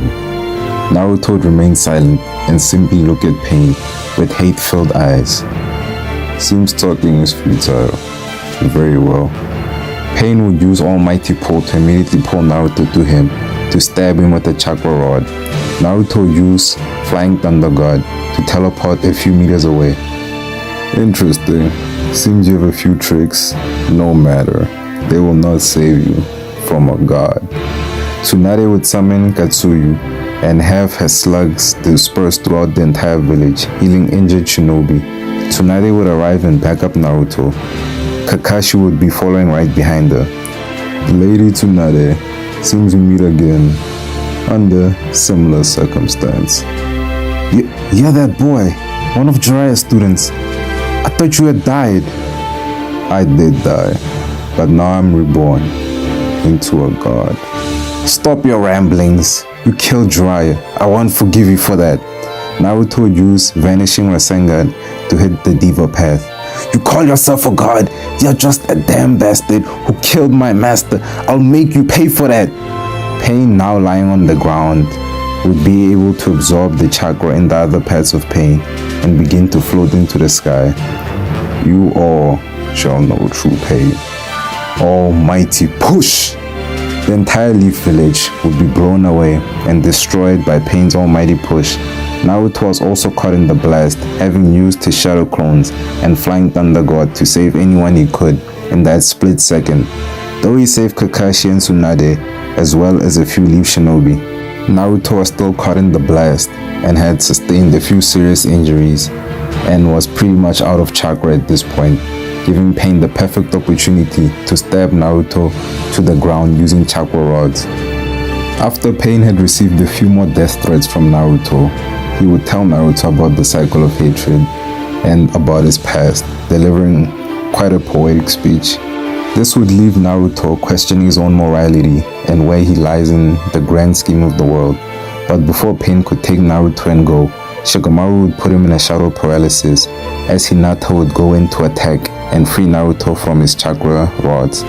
Naruto would scream out to his friends to leave, but it was already too late. Pain would break out of the shadow paralysis and use Almighty Pull to drag Shikamaru and Hinata in, stabbing them both in the chest with his chakra rods. Naruto, having seen the death of his two closest friends, would explode with Nine Tails chakra, manifesting Seven Tails. A massive battle between Seven Tails Naruto and Pain would ensue. Pain would be completely overwhelmed the entire time, with Naruto growing more and more powerful as the battle raged on. This would leave Pain with no choice but to use Chubaku Tensei, Planetary Devastation.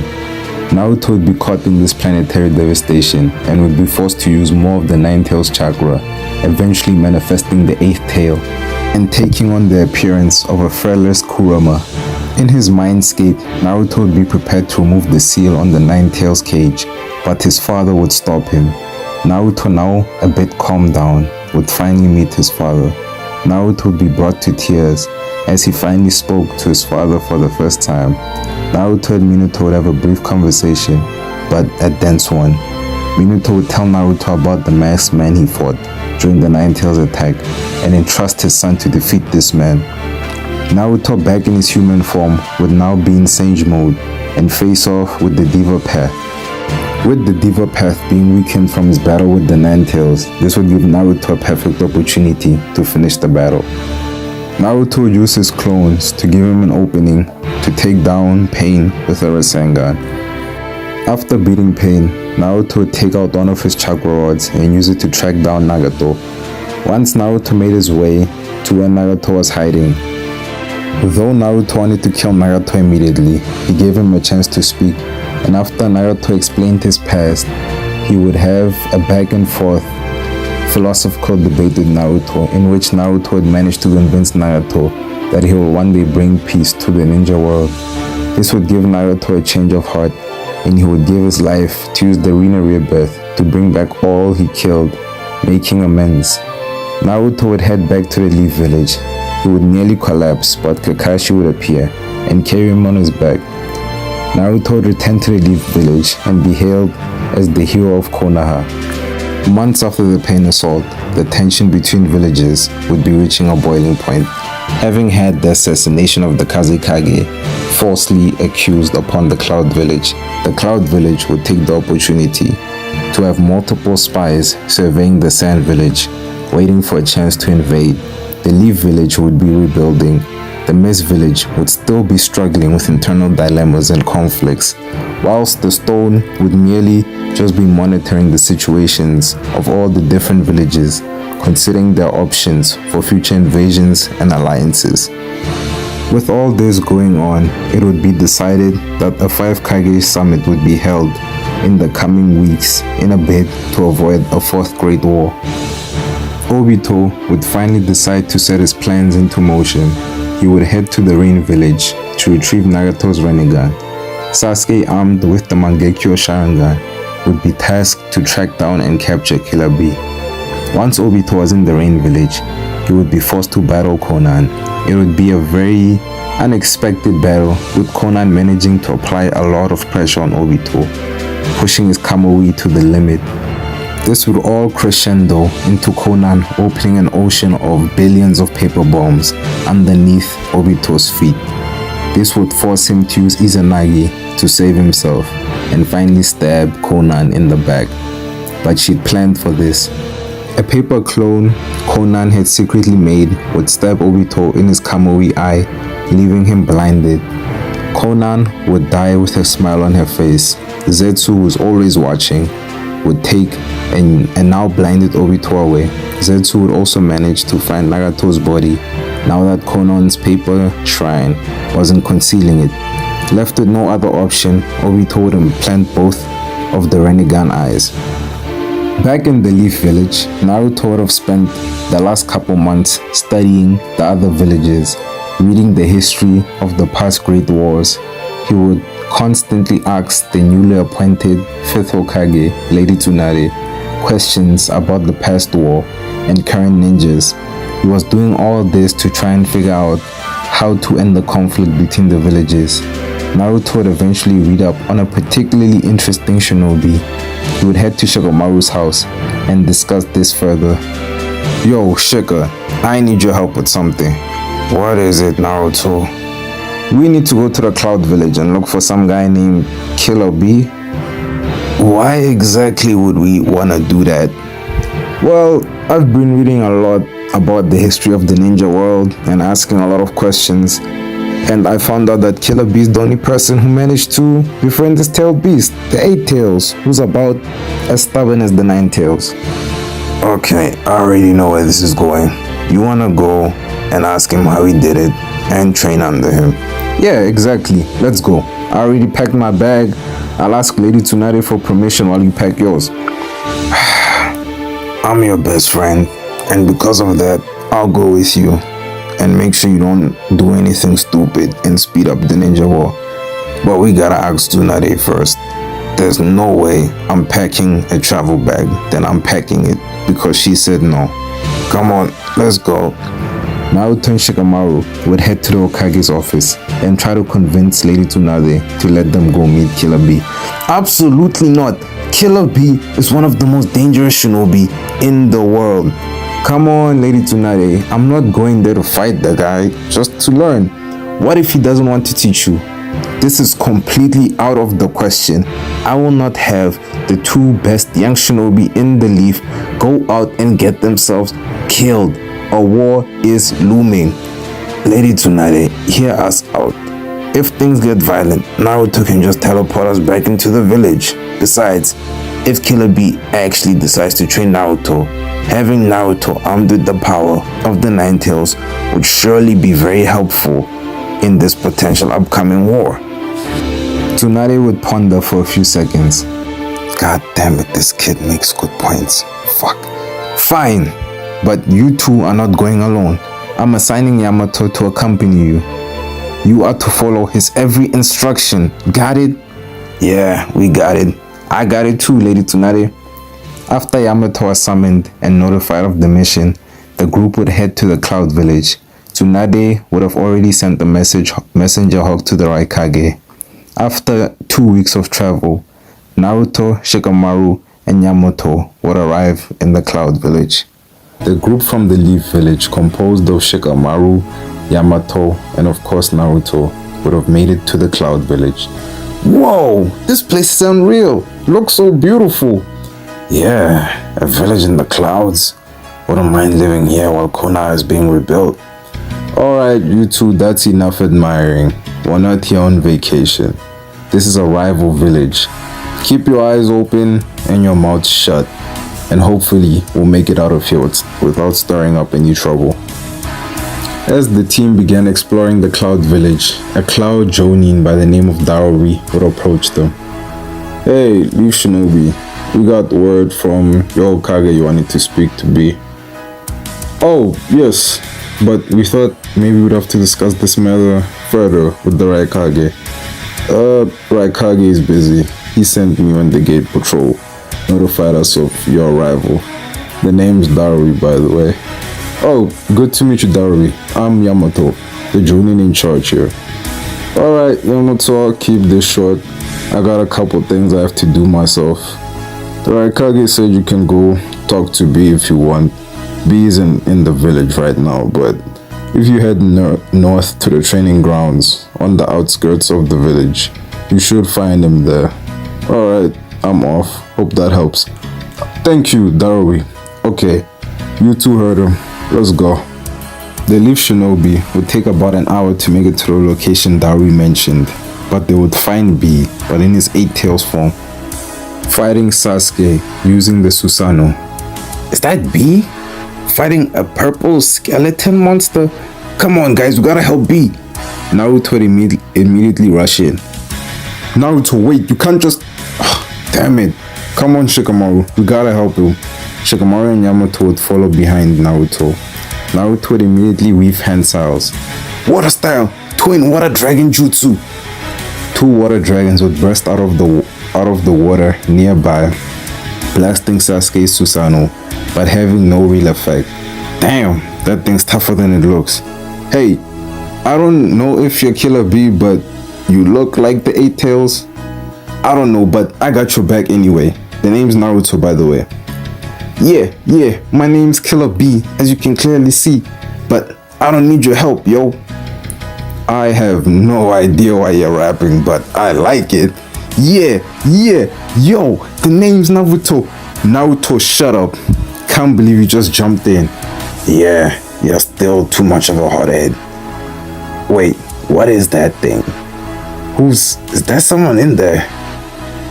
No, is that Sasuke? Took you long enough to notice. Now why is the Leaf sending people all the way here? Don't tell me you want revenge for me killing the Hokage.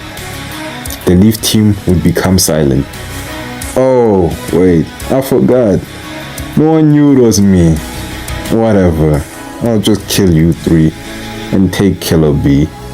Naruto, after hearing what Sasuke said, would immediately be consumed by anger and begin to unleash 3 tails of the 9 tails chakra. Yamato would make a wooden dome around Naruto to suppress his chakra. Naruto, calm down. We don't need you rampaging. Believe me, I'm as angry as you. But you're a liability unless you calm down. After about a second, a deep breath would be heard coming from inside the dome. I'm calm, Yamato-sensei. Yamato would remove the dome. Killer B would speak up. Hey, you're a Jinchuriki, just like me. I don't really like this purple guy. I think he just gotta die. Get behind me. There's something cool I want y'all to see. Whee! B would begin to charge up a tailed beast bomb. The Leaf team would get behind B. Sasuke would get blasted with the tailed beast bomb. This would blast away his Susanoo and launch Sasuke into the water nearby. Sasuke, still conscious underwater, would begin to weigh his options. Seeing as he was already going partially blind and used a lot of chakra earlier on fighting B, he would take this chance to retreat. A few seconds after the blast, B would return to his normal form.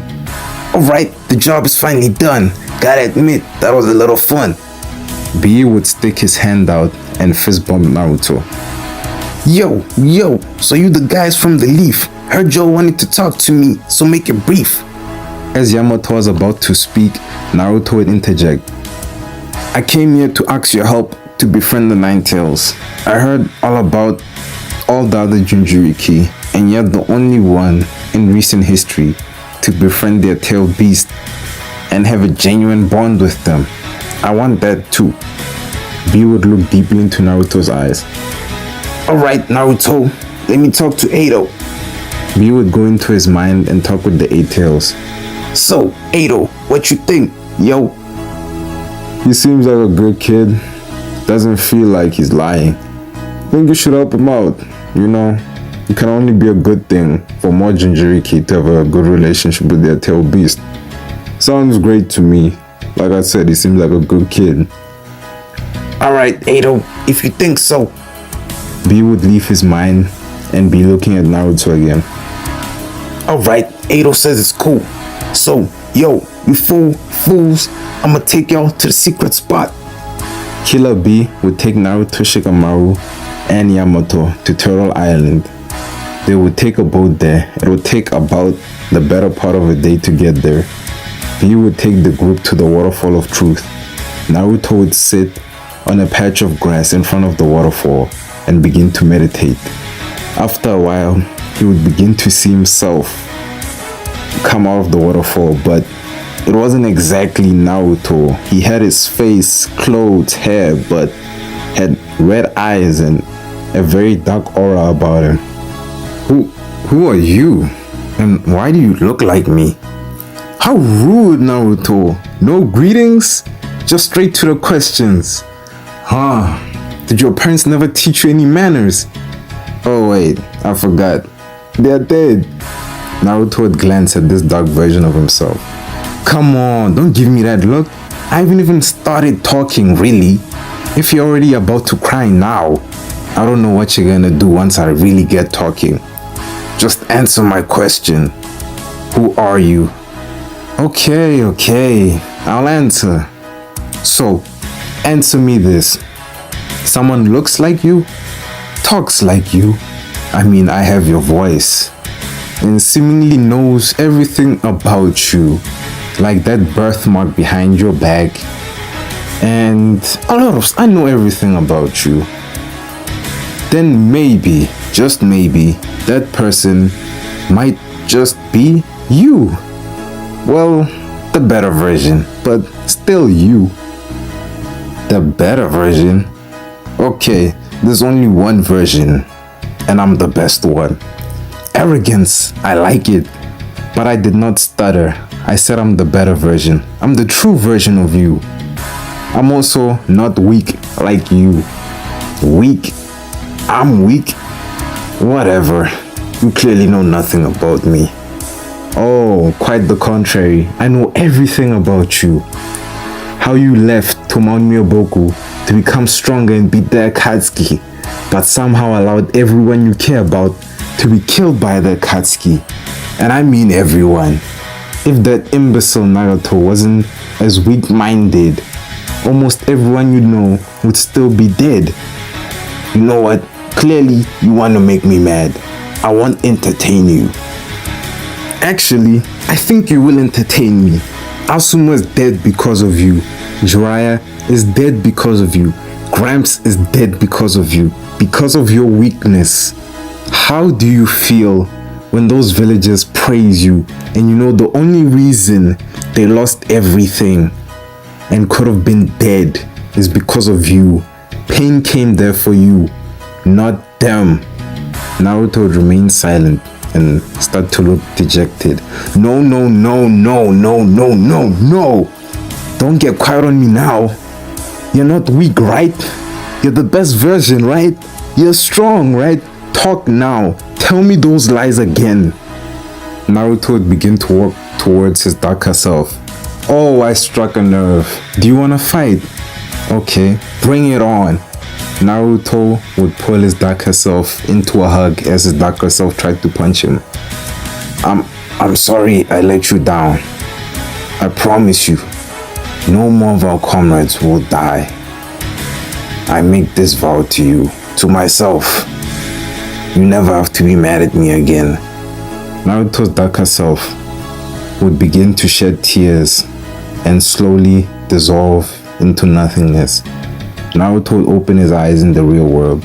Killer B would take Naruto, Shikamaru, and Yamato behind the waterfall into a temple. B would take them inside a hidden room, seemingly with unlimited space. Yamato would use wit style to form chakra suppression pillars around Naruto. Naruto would begin to meditate and enter his mind and be face to face with the Nine Tails cage. Naruto would begin to undo the Nine Tails seal. The Nine Tails would immediately break out of its cage and attack Naruto. Naruto would have to battle the Nine Tails. Kuruma, stop! I don't want to fight! The Nine Tails would try to crush Naruto. Naruto just barely managing to dodge. Naruto, being backed against the corner, would have no choice but to fight back. Since Naruto's physical body was perfectly still, it would allow Naruto to enter Sage mode. Naruto would summon thousands of clones. All of them would simultaneously use water style, water wall, and fill the entire place Naruto was in water, giving Naruto the perfect chance to use a giant water prison jutsu, trapping the Nine Tails within. Kuruma, listen, I just want to talk to you. I'm not trying to fight. I just want us to be friends. If you calm down, we can just talk things out. Kuruma would briefly remember what the Sage of Six Paths told him when he was still a child. But Kuruma would push those memories to the side. The Nine Tails chakra would flow out of the water prison and begin to take over Naruto's body, almost completely corrupting him. The water prison would break, but before Naruto was taken over completely, golden chains would burst out of him and bind the Nine Tails down. Naruto would find himself in seemingly a different dimension, now face to face with his mother, Kushina. Naruto would immediately shed tears and hug his mother. Oh Naruto, you've grown up so big. I'm sorry I wasn't there to see it. After a few moments, Naruto and Kushina would begin to speak. She would tell him about the day of his birth and the man in the mask who caused everything to go wrong. But she would tell Naruto about how proud of him she is and tell him the story about how her and Minato fell in love. After this lengthy conversation, Naruto would hug his mother one last time and go back to facing the Nine Tails. Kuruma, I will not fight you. If you want to kill me, so be it. I let you out of your cage so we can be comrades, not enemies. Kuruma would begin to charge a tailed beast bomb. You've known me my entire life. You know the feelings in my heart.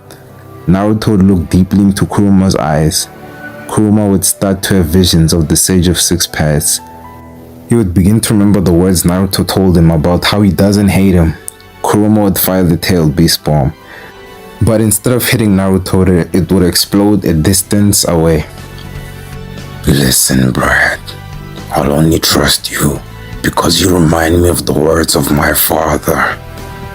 If you betray me, or I feel the feelings in your heart change, I'll kill you. I'll never change. You can always trust me. Naruto would stick out his fist for a fist bump. I'm not doing that. Come on. It's to seal our new friendship. At least don't leave me hanging. Reluctantly, Kurama would fist bump Naruto. Now we're best friends. Naruto would open his eyes to see Yamato, Killer Bee, and Shikamaru all looking at him. Shikamaru would be the first to speak. So, how'd it go? Naruto would turn into his KCM2 form. I think it went pretty well. The weeks leading up to the 5 Kage summit, Naruto would be on Terror Island, working to better control the newfound power granted to him by the Nine Tails. He would also spend a lot of time talking to the Nine Tails about his life and his relationship with the other tailed beasts. The day for the 5 Kage summit would eventually arrive. All the 5 Kage would be gathered in the land of Iron, the land of the samurai. All of the samurai would be on high alert for any assassination attempts or any attacks against the 5 Kage. Mifune would be the first to speak as the head samurai and technically the organizer of this summit. All of you are gathered here today in a bid to stop the 4th Great Ninja War. Though us samurai distance ourselves, the affairs of the ninja world will no doubt have an effect on the entire continent. It is in our best interest to sort out the current conflicts at hand. The Raikage would be the first Kage to speak. All of this is quite simple. The Sand falsely accused us of assassinating the Kazekage. We of the Cloud don't take such accusations lightly. As an apology, I demand the Sand give us monthly payment around the value of 6 S-rank missions, and for this child to kneel before me and apologize. Now, Tamari, the acting Kazekage, would be unable to contain herself at this clear mockery from the Raikage. You've killed my father and our village elders. Now you make demands? You, Raikage, shall apologize and bring the Sand the heads of all your council members, or we will wage war against you. I will not be patronized by a child. I have lived through 2 wars. I don't mind living through a 3rd. If the Sand will not meet my demands, there's nothing else to speak about. We shall solve this on the battlefield. The Raikage would leave the summit. If none of you will stand up against this tyrant, the Sand will. Temari would also leave the summit. Onoiki would be rather unfazed, but would decide to speak. Oh, seems another war is on our hands. Talking at this point is quite futile. The Sand is weak. It will be taken. But I doubt the Raikage will stop there. Anyway, preparations need to be made. That's my cue to leave. Onoiki would leave the summit. Only Tsunade and Mei would be left. Well, Tsunade, it seems we find ourselves in yet another war. The 20 years of relative peace we've shared is now over. This is the worst possible situation. But the Mist will have no part in this. We've just barely recovered from our own internal conflicts. A global one has nothing to do with us. We want no part in this, but we must of course protect ourselves. Mei would leave the summit with Tsunade.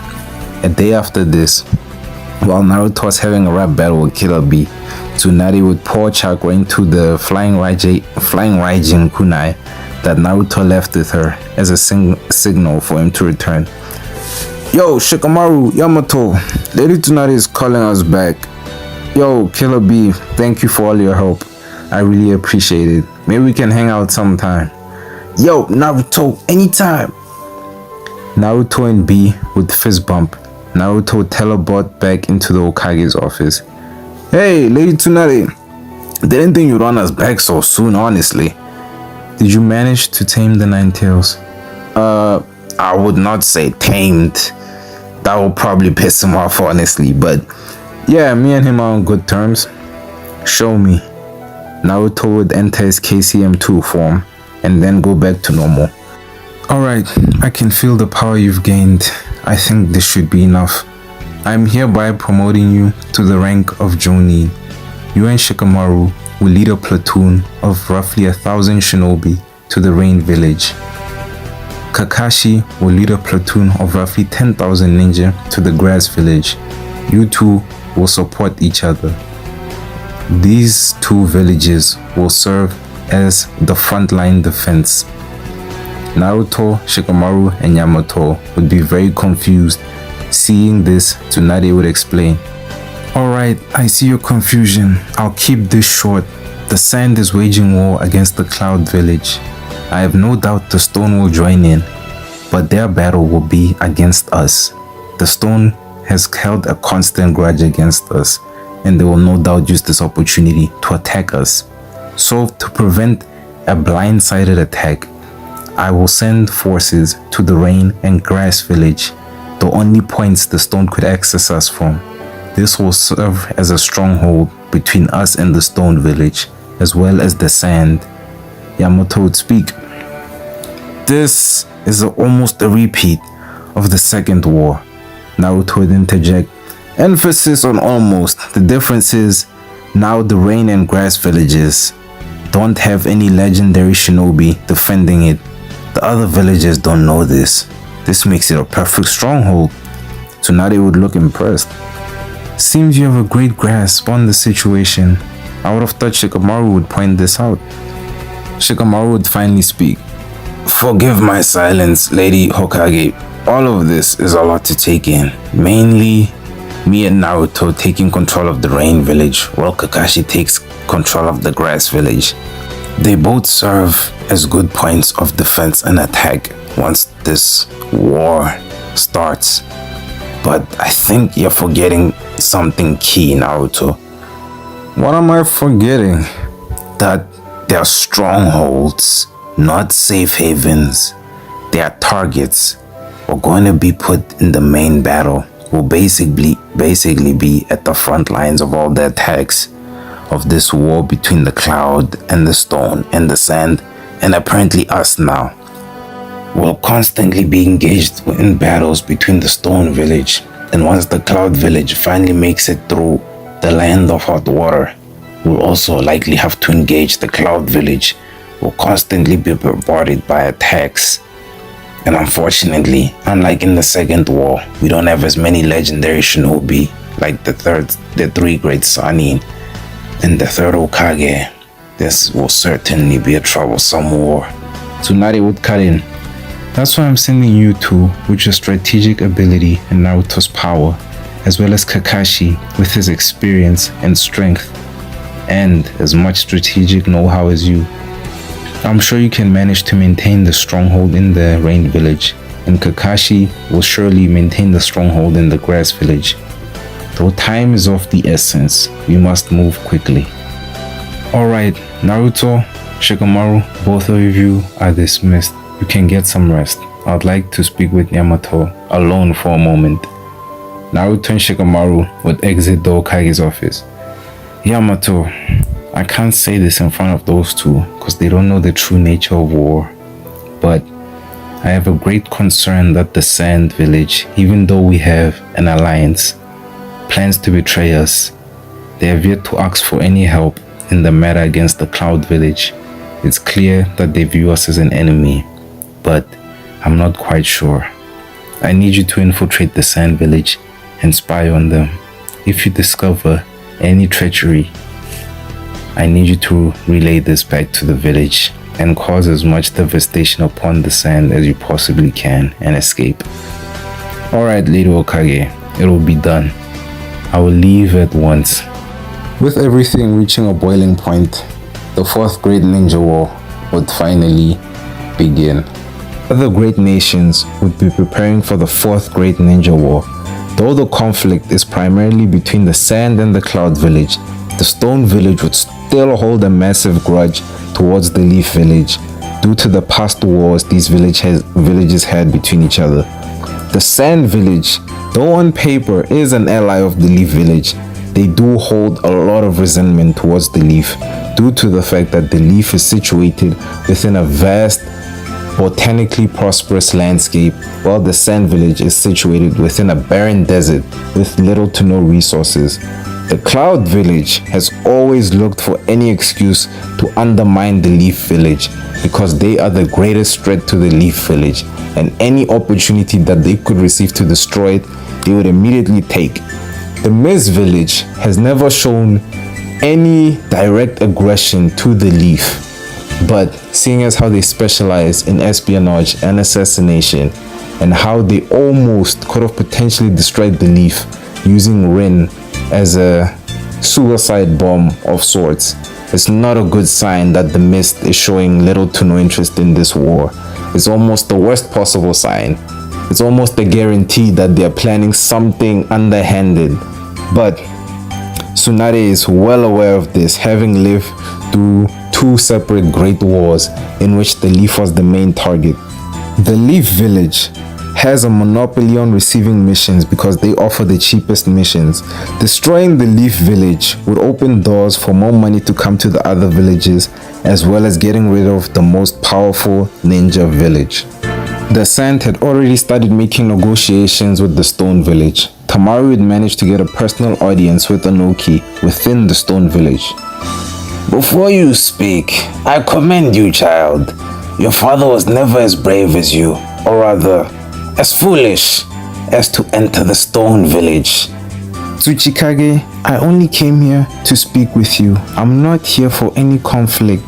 Then I encourage you to choose your words very carefully. If what you say does not interest me, then you will not leave here alive. What are you talking about? I told you I'm not here for any conflict. I told you to choose your words carefully, child. But since you're still young, I'll give you another chance to tell me why you came to the Stone Village despite the mutual hatred our villages share.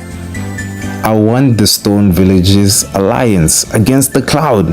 In exchange, I'll give you the Leaf Village. You give me the Leaf Village? How do you plan on doing that? According to intel I've received, the Leaf Village has been heavily damaged and is under reconstruction. Due to our current alliance with the Leaf, I can send multiple Jonin disguised construction workers into the Leaf Village and have them plant explosives throughout the Leaf, as well as poison all their water supplies. Child, that's a mildly entertaining story. If you manage to pull this off, I will help you in your battle against the Cloud. You may leave now. Tomorrow would leave the Tsuchikage's office. Foolish child. She wishes to make an enemy of both the Leaf and the Cloud Village. If I had known the Sun would eventually sow its own destruction, I would have never battled them in the first place. What a bother. A few days after this, Yamato would have made his way to the border of the Sand Village. He would kill 2 Sand Shinobi who were patrolling the area. He would take and wear their uniform and make his way into the Sand Village. Back in the Leaf Village, Tsunade would be sending Naruto on a diplomatic mission. Naruto, the Rain and Grass villages are essential to the Leaf's plans. Go to both and make them swear allegiance to Konoha. No is not an answer. Use as much force as is needed to bring them to our side. Naruto would make his way to the Rain Village first. After about a day's travel, he would arrive. So this is the Rain Village, where Jiraiya Sensei was killed. Oh well. Since Nagato's dead, Conan's probably the leader. Hopefully she listens to reason and I won't have to fight her. As Naruto made his way into the Rain Village, he would be amazed at how advanced it looked. But something was wrong. The village looked run down. The buildings, though impressive, were in poor condition. What's happening in this village? Do people even live here anymore? As Naruto was looking around, a rain ninja would try to rob him. Leaf Ninja! Haha, welcome to the Rain Village. I guess it's my lucky day. Give me your money and your supplies, and I won't kill you. How about this instead? You tell me where I can find the leader of the village and I won't kick your ass. The Rain Ninja would try to stab Naruto. Naruto would easily dodge. You're really a ninja? Oh well. Naruto would kick him in the chin, knocking him out cold. Naruto would continue to make his way through the Rain Village, and he would be honestly amazed, but not in a good way, at all the crime and poverty he was seeing throughout the Rain Village. What's wrong with this place? There's no way Conan would allow this. Where is she anyway? She must have sensed me by now. What's happening here? As Naruto kept looking around, a voice would break his concentration. What brings a Leaf Ninja all the way here? Naruto would turn to face a white-haired man wearing orange-tinted glasses. Don't tell me you're gonna try to rob me. Kid, I'm a scientist, not a bandit. Great! Maybe you can tell me what's wrong with this village. No, I don't think I will. Just go home, kid, before you get hurt. The man would put out his cigarette and begin to walk away. Naruto would grab him by the shirt and slam him against the wall. I have no time to screw around with you, old man. Answer my questions now, or I will kill you. Naruto would say this while he had a kunai to the man's throat. Fine.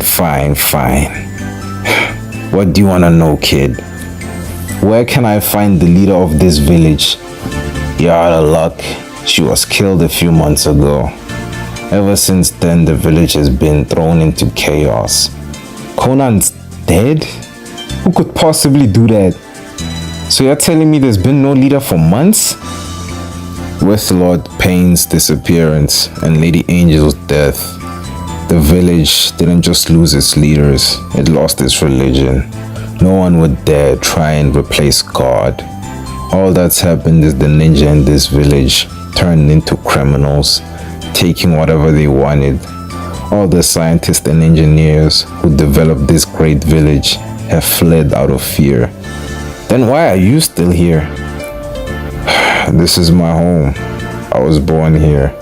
I watched Hanzo single-handedly protect this village, and I watched pain unite us all. I will never leave. Naruto would let go of this man. This is all my fault. I have to fix this. Naruto would summon 10,000 clones and have them go throughout the entire village. The clones would beat up all the hostile ninja in the village and would spread the message to the remaining villagers to gather in the center of the village.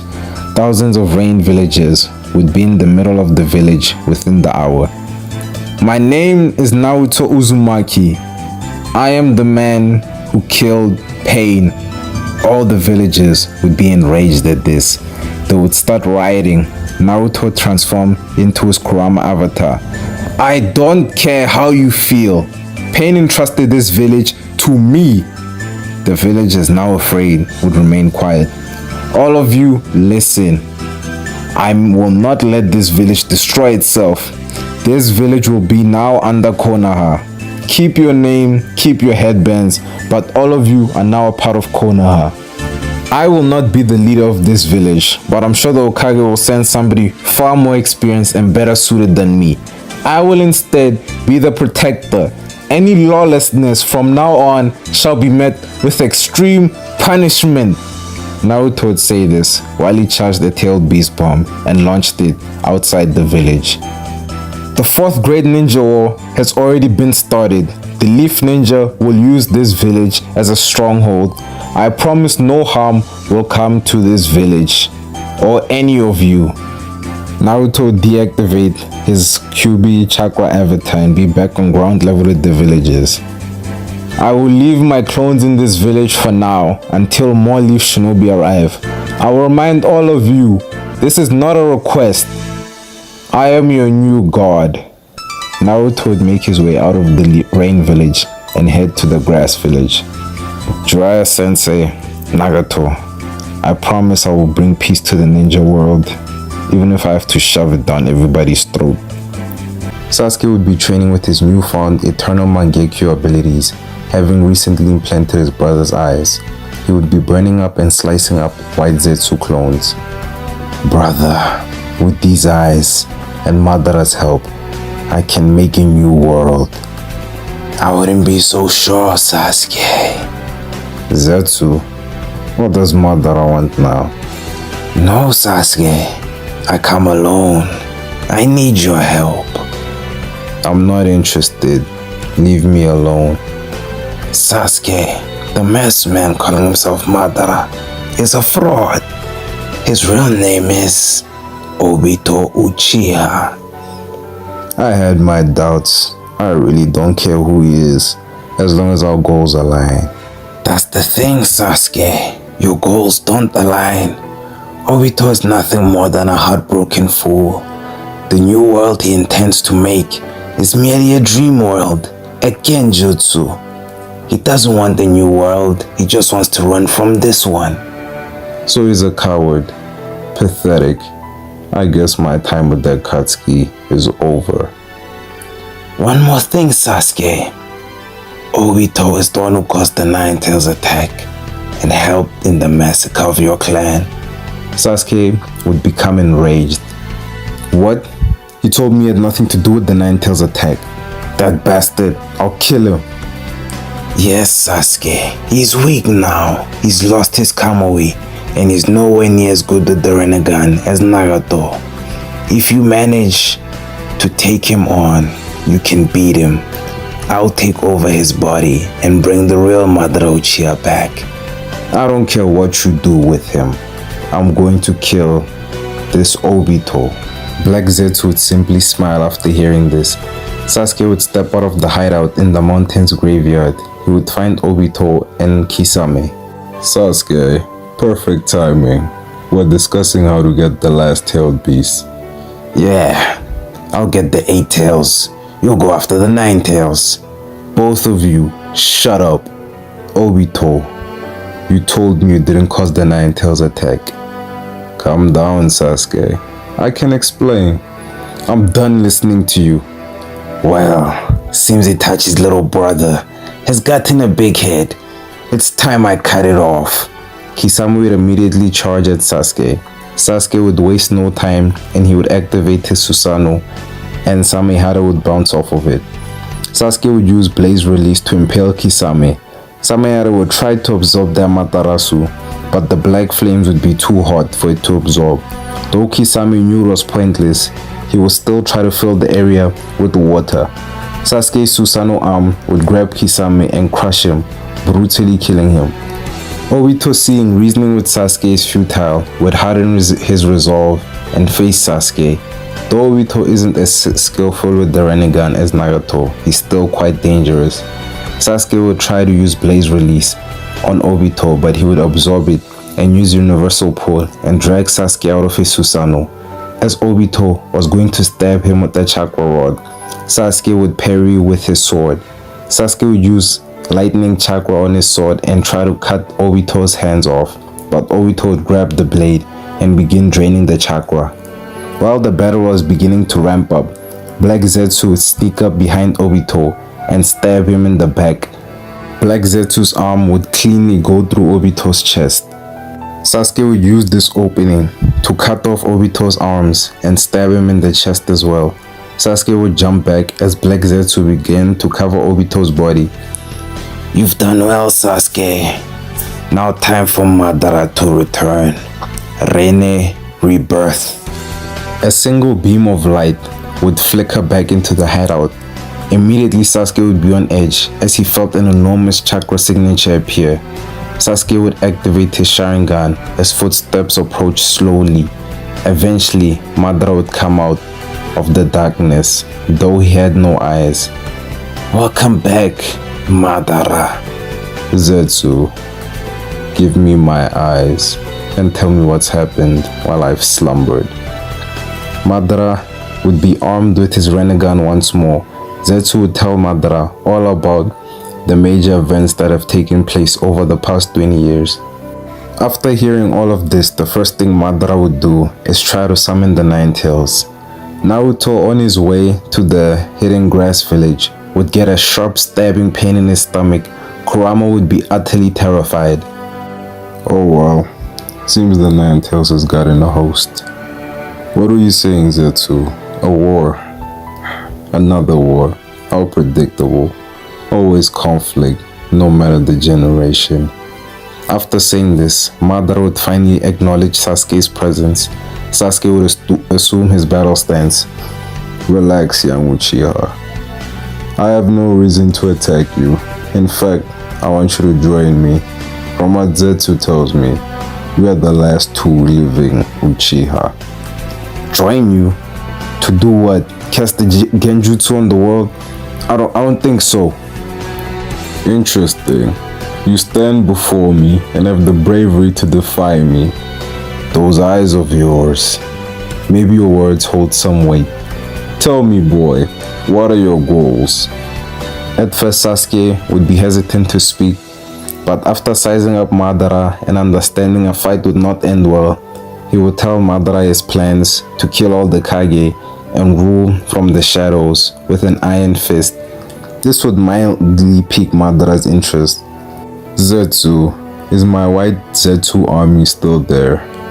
Yes, Madara. All 100,000 of them are still ready for your command. Well, Sasuke, though our paths differ, the conclusion is the same. Once this war truly begins, I'll have White Zetsu infiltrate all the armies and cripple them from the inside. I will grant you command of these White Zetsus and give you your chance to kill the Kage. Don't disappoint me, boy. I'll give you this chance to create this new world you speak of. All I desire is the remaining tailed beasts for my own plans. Back with Naruto, he would have just barely recovered from the pain he had just felt. He would ask Kurama what happened, but Kurama would look pale. Kuruma, what was that? What just happened? Crap, that hurt. Madara, he's back. He tried to summon me. This is not good. Yeah, Dad told me about the Madara guy already. Whoever that was not the real Madara, merely a cheap imitation. I feel it. Madara's chakra. He's back. I have no doubt we'll cross paths with him at some point. Whatever, I'll be ready, as long as he doesn't do whatever he just did again. Naruto would refocus on his mission as he approached the hidden grass village. Back in the Sand Village, Yamato would have managed to infiltrate the Sand Village's army. He would have a wooden clone undergo duties in the Sand Village, collecting ground level intel, while he would spy on more higher ranking Sand officials. Yamato would be listening in on a conversation between Tamari and Lady Chiyo.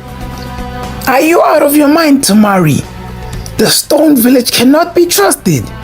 You want to make an enemy of the Leaf as well? It's clear you're not fit to be Kazekage. All these juvenile plans will lead in disaster. Lady Chiyo, listen. I need your support in this. The poison I want to use on the Leaf, you're the one who can make it. And without your backing, the villagers will no doubt turn on me. No, Tamari. We have an alliance with the Leaf Village.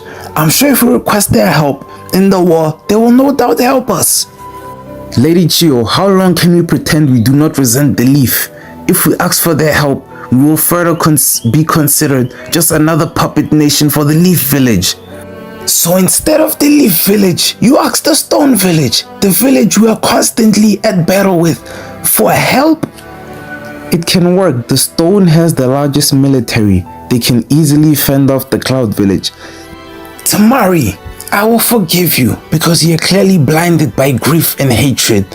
But if you try this, I will use my influence in the village to have you removed as Kazekage and exiled. Lady Chiyo, please, just hear me out. I will no longer listen. You will cut your ties with the Stone Village immediately and ask the Leaf Village for help, or I will make sure you are no longer a Sand Shinobi. Lady Chiyo would leave the Kazekage's office. Damn it, Lady Chiyo. Tamari would lie on her arms and begin to shed a few tears. Father, Gaara, why did you have to go so soon? Maybe I am blinded by grief. I have no choice but to ask the Leaf Village for help, or risk the Cloud utterly destroying the Sand Village. Damn it. Yamato, having heard enough, would immediately leave the Sand Village and head back to Konoha. Yamato would return to the Leaf Village. As he entered the Hokage's office, he would find Naruto talking with the Hokage. Yes, Lady Tsunade, I've managed to convince both the Rain and Grass Village to ally themselves with the Leaf. All of them have offered their full support in this war. Alright Naruto, you're dismissed. Naruto and Yamato would share a brief greeting as Naruto left the office. Alright Yamato, great to see you back. What do you have for me on the Sand Village? Well, you were right, Lady Tsunade. The Sand Village is definitely against the Leaf. There was a plan to poison the Leaf, but Lady Chiyo managed to shut that down. What? There was a plan to poison the Leaf Village? Those bastards. I received a message from them several days ago saying they wanted help in the war. Yes, that was also Lady Chiyo's doing. But the Kazekage can absolutely not be trusted. Her mind might change at any moment. One moment she might be an ally, the next she might be stabbing us in the back. Should I eliminate her? No, Yamato. Now is not the time for espionage. If the Sand seriously considered poisoning us, civilians and ninjas alike, and destroying us, we must strike them down directly. With the threat that the Sand Village poses against the Leaf Village, Lady Tsunade would have no choice but to head to the Cloud Village and form a temporary alliance with the Raikage against the Sand Village. The news would completely shake up the ninja world. The two most powerful villages allied? A few weeks would pass, supplies, weapons, and the necessary gear had all been assembled, and the Leaf and Cloud would begin their march to the Sand Village. They would rendezvous in the Hidden Rain Village. Most of the Leaf Village forces, though, were in the Hidden Grass Village to fend off any potential attacks coming from the Stone Village. Naruto and Shikamaru, the commanders of their army in the Rain Village, would be reunited with B, the general of the Cloud Village army, with Darui as his vice commander. The march to the Sand Village would begin. Sand Shinobi, being completely unmatched in power, would use stealth, poison, and traps to be somewhat on even playing field with the Leaf and Cloud forces approaching their border.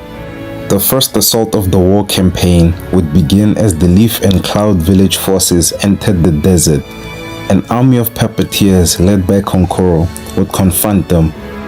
They used poison-laced weapons and poison gas to dwindle the army of the allied Leaf and Cloud forces. As well as using the desert as an ally, the heat and terrain were greatly aiding them. Naruto and B were the only things maintaining the advantage.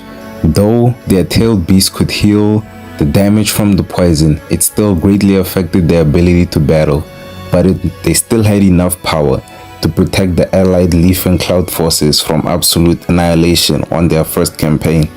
Notable shinobi such as Aomi, Samui, Shino, and Kiba would be killed by the poison in this battle, which would greatly motivate B and Naruto to lash out.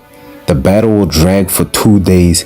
Anytime the Sand Puppeteer army was on the verge of defeat, they would escape deeper into the desert, resulting in more traps and the desert itself to kill more Cloud Leaf allied shinobi.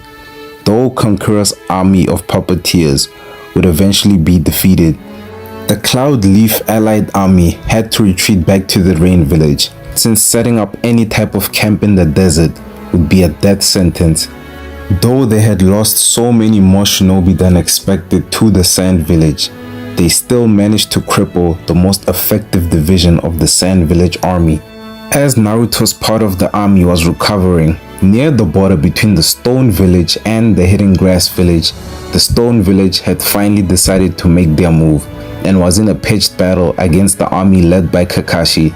Though the Leaf army, man for man, was much more powerful and capable than the Stone Village army, the Stone Village just seemed to have endless shinobi who were absolutely relentless and ruthless in their assault. Countless shinobi died in this back and forth. Though the Leaf army defeated more Stone shinobi, the army was roughly a quarter the size of the Stone shinobi army. This dragged on for weeks. Naruto had to leave the war front on the Sand Village to aid in the battle against the Stone Village. With Naruto's help, the Leaf army would manage to push back the Stone army, but like the desert, the mountains of the Land of Earth greatly hindered any chance to attack the Stone Village directly. And unlike the desert, Stone shinobi constantly used Earth Release to use the mountains as a very literal weapon, creating earthquakes, landslides, openings in the ground, crumbling mountains, and creating boulders. Even with Naruto leading the charge with the Leaf Village's most powerful ninja such as Kakashi, Guy, and Neji, even clan heads such as those like Choso, there were many casualties. Naruto's use of shadow clones would prove to be vital in this war front. Naruto would constantly be at battle. This would take a great toll on his mind. Killing thousands of enemy ninja was something, though horrific, he eventually did get used to. But watching his close friends die, as well as seeing young, newly promoted, promising ninja get crushed by boulders, deeply affected the blonde Jonin. The war would rage on for months, the Sand Village only being protected by the sheer, inconquerable nature of their demon desert. The Stone Village was protected just by the sheer scale of their army and the protection and lethality their mountain ranges offered. This conflict quickly developed into a war of attrition, and the Sand Village, which heavily relied on imports, would be the first to fall. Starvation would be what tipped the scale against the Sand Village. Too many Sand Shinobi died from malnutrition and starvation, as well as dehydration, allowing the Leaf and Cloud allied forces to successfully invade the Sand Village when their forces dwindled to a number that could no longer hold them back. The Raikage and Hokage would both agree it would be more beneficial to annex the Sand Village rather than to completely annihilate it. It was decided, due to the proximity, the Sand Village would be given to the Land of Fire. Instead, the Land of Lightning would in exchange be given the Stone Village if they aided the Leaf Village in their war front against them. The Stone Village, though able to fend off the Leaf Village, the combined might of not only Naruto and B, but the entire Leaf Village army, as well as the entire Cloud Village army, would be able to carve a path straight to the Stone Village. Even once invading the Stone Village, the battles would continue. Onoiki would eventually join the battle himself and manage to kill a few thousand shinobi before being defeated. When the Sand Village was invaded, they simply surrendered and their leaders stepped down and were arrested. But the Stone Village kept fighting, leading to a massive genocide of even civilians. This would become the single bloodiest event in shinobi history. Children, women, merchants, ninja, all the millions of Stone Village residents were killed, and the Stone Village was annexed and became part of the Land of Lightning. But as the war was seemingly over, out of nowhere, Zetsu clones started appearing in the armies. Now the war was against 100,000 Zetsu clones, which, though not as powerful as real shinobi, the allied army was so fatigued and dwindled in numbers from most of the conflict. Constant battling with the Zetsu clones claimed even more life. But the allied army was pushing them back and winning until Madara and Sasuke appeared. Madara and Sasuke would kill nearly half of all the allied army. This would force the most powerful shinobi to confront him and Sasuke directly. Tsunade, the Raikage, Kakashi, Guy, Yamato, Daruwi, Killer Bee, and other Jonin would engage Madara and Sasuke. Naruto would take it upon himself to battle Sasuke to settle the score they have. Naruto, I've wanted to kill you for a very long time.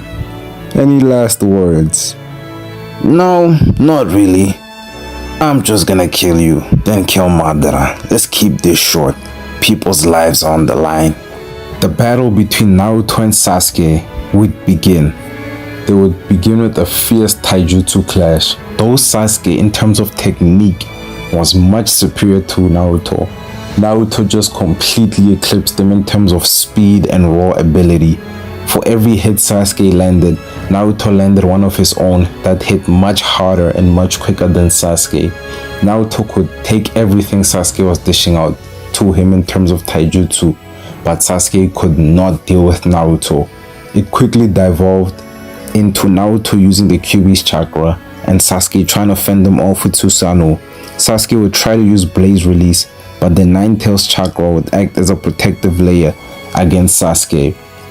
This battle was not even close. Naruto is completely outmatching Sasuke. Naruto would use a massive Sage-tailed Beast Bomb and eventually completely incinerate Sasuke. Back with the battle against Madara, it had reached a scale never been seen in the ninja world. The allied force against Madara had just barely survived a meteor being dropped on them. But Madara Uchiha was far from done and had summoned the Ghetto statue, which unfortunately managed to rip the tailed beast out of Killer Bee. But Yuki saved Killer Bee by leaving a single tentacle within him. But the Ghetto Maza, paired with Madara using his Susanoo as well as his Rinnegan abilities, were absolutely outclassing the allied shinobi force. Tsunade could not handle it. Kakashi tried, but Madara kept pushing him back. The Raikage could not handle it. Guy was being pushed back. Daruwi was a non-factor. All the other Jonin present were getting slaughtered. Yamato tried using wood release, but it fared little against Madara, who had managed to fend off the first Hokage. It was a complete disaster. The ghetto statue was wreaking havoc, as well as Madara just toying with them and absolutely annihilating most of the forces remaining. Naruto would eventually return from his battle with Sasuke, and he would just find countless Jonin dead, including the likes of Neji and Hayashi Hyuga, as well as other clan heads from the Leaf Village and the Cloud Village. Madara, having already taken B's tailed beast, would now have Naruto as a prime target. Madara, being himself, would decide to show the remaining ninja the true power of the ghost of the Uchiha. Madara would activate the perfect Susanoo. Just from Madara merely unsheathing his sword, he would cut off mountain tops. To say this matched the power of a tailed beast would be an understatement. This would turn into a completely hopeless situation. Even Naruto did not see how he could possibly defeat Madara Uchiha. This would force Guy to enter the 8th gate in a bid to save everyone there. Guy would manage to break Madara out of the Susanoo, using all his strength and all the power the 8th gates granted him. He would manage to defeat Madara. Tsunade would try her absolute best to save Guy, but she couldn't save him. The 8th gate had taken his life. Guy would be hailed as one of the many heroes of the 4th Great Ninja War, alongside Naruto, Kakashi, and Killer Bee. With the death of Madara and the rest of the Zetsu army falling, Black Zetsu would try to retrieve Madara's body, but would be destroyed upon being discovered. All of this would finally conclude the 4th Great Ninja War. The months-long conflict would come to an end, with two of the formerly great nations no longer existing. The Land of Fire, now having taken the Sand Village, Grass Village, and the Rain Villages, would need to install new leaders in these places. Kakashi would be the leader of the Sand Village, Naruto and Shikamaru would take the Rain Village, and Yamato would control the Grass Village. This would lead to large economic growth for the Leaf Village. The Rain Village, over the next few years, would become the most technologically advanced village, and then some. The world's best scientists would flock to it, and Naruto keeping the crime rate at 0 and Shikamaru handling diplomatic issues would make the Rain Village into a utopia that Nagato had envisioned. After some time, the Sand, Grass, and Rain villages would lose their names altogether and become part of the Land of Fire completely. They would merely become branches of the Leaf Village, something like provinces of the Leaf Villages.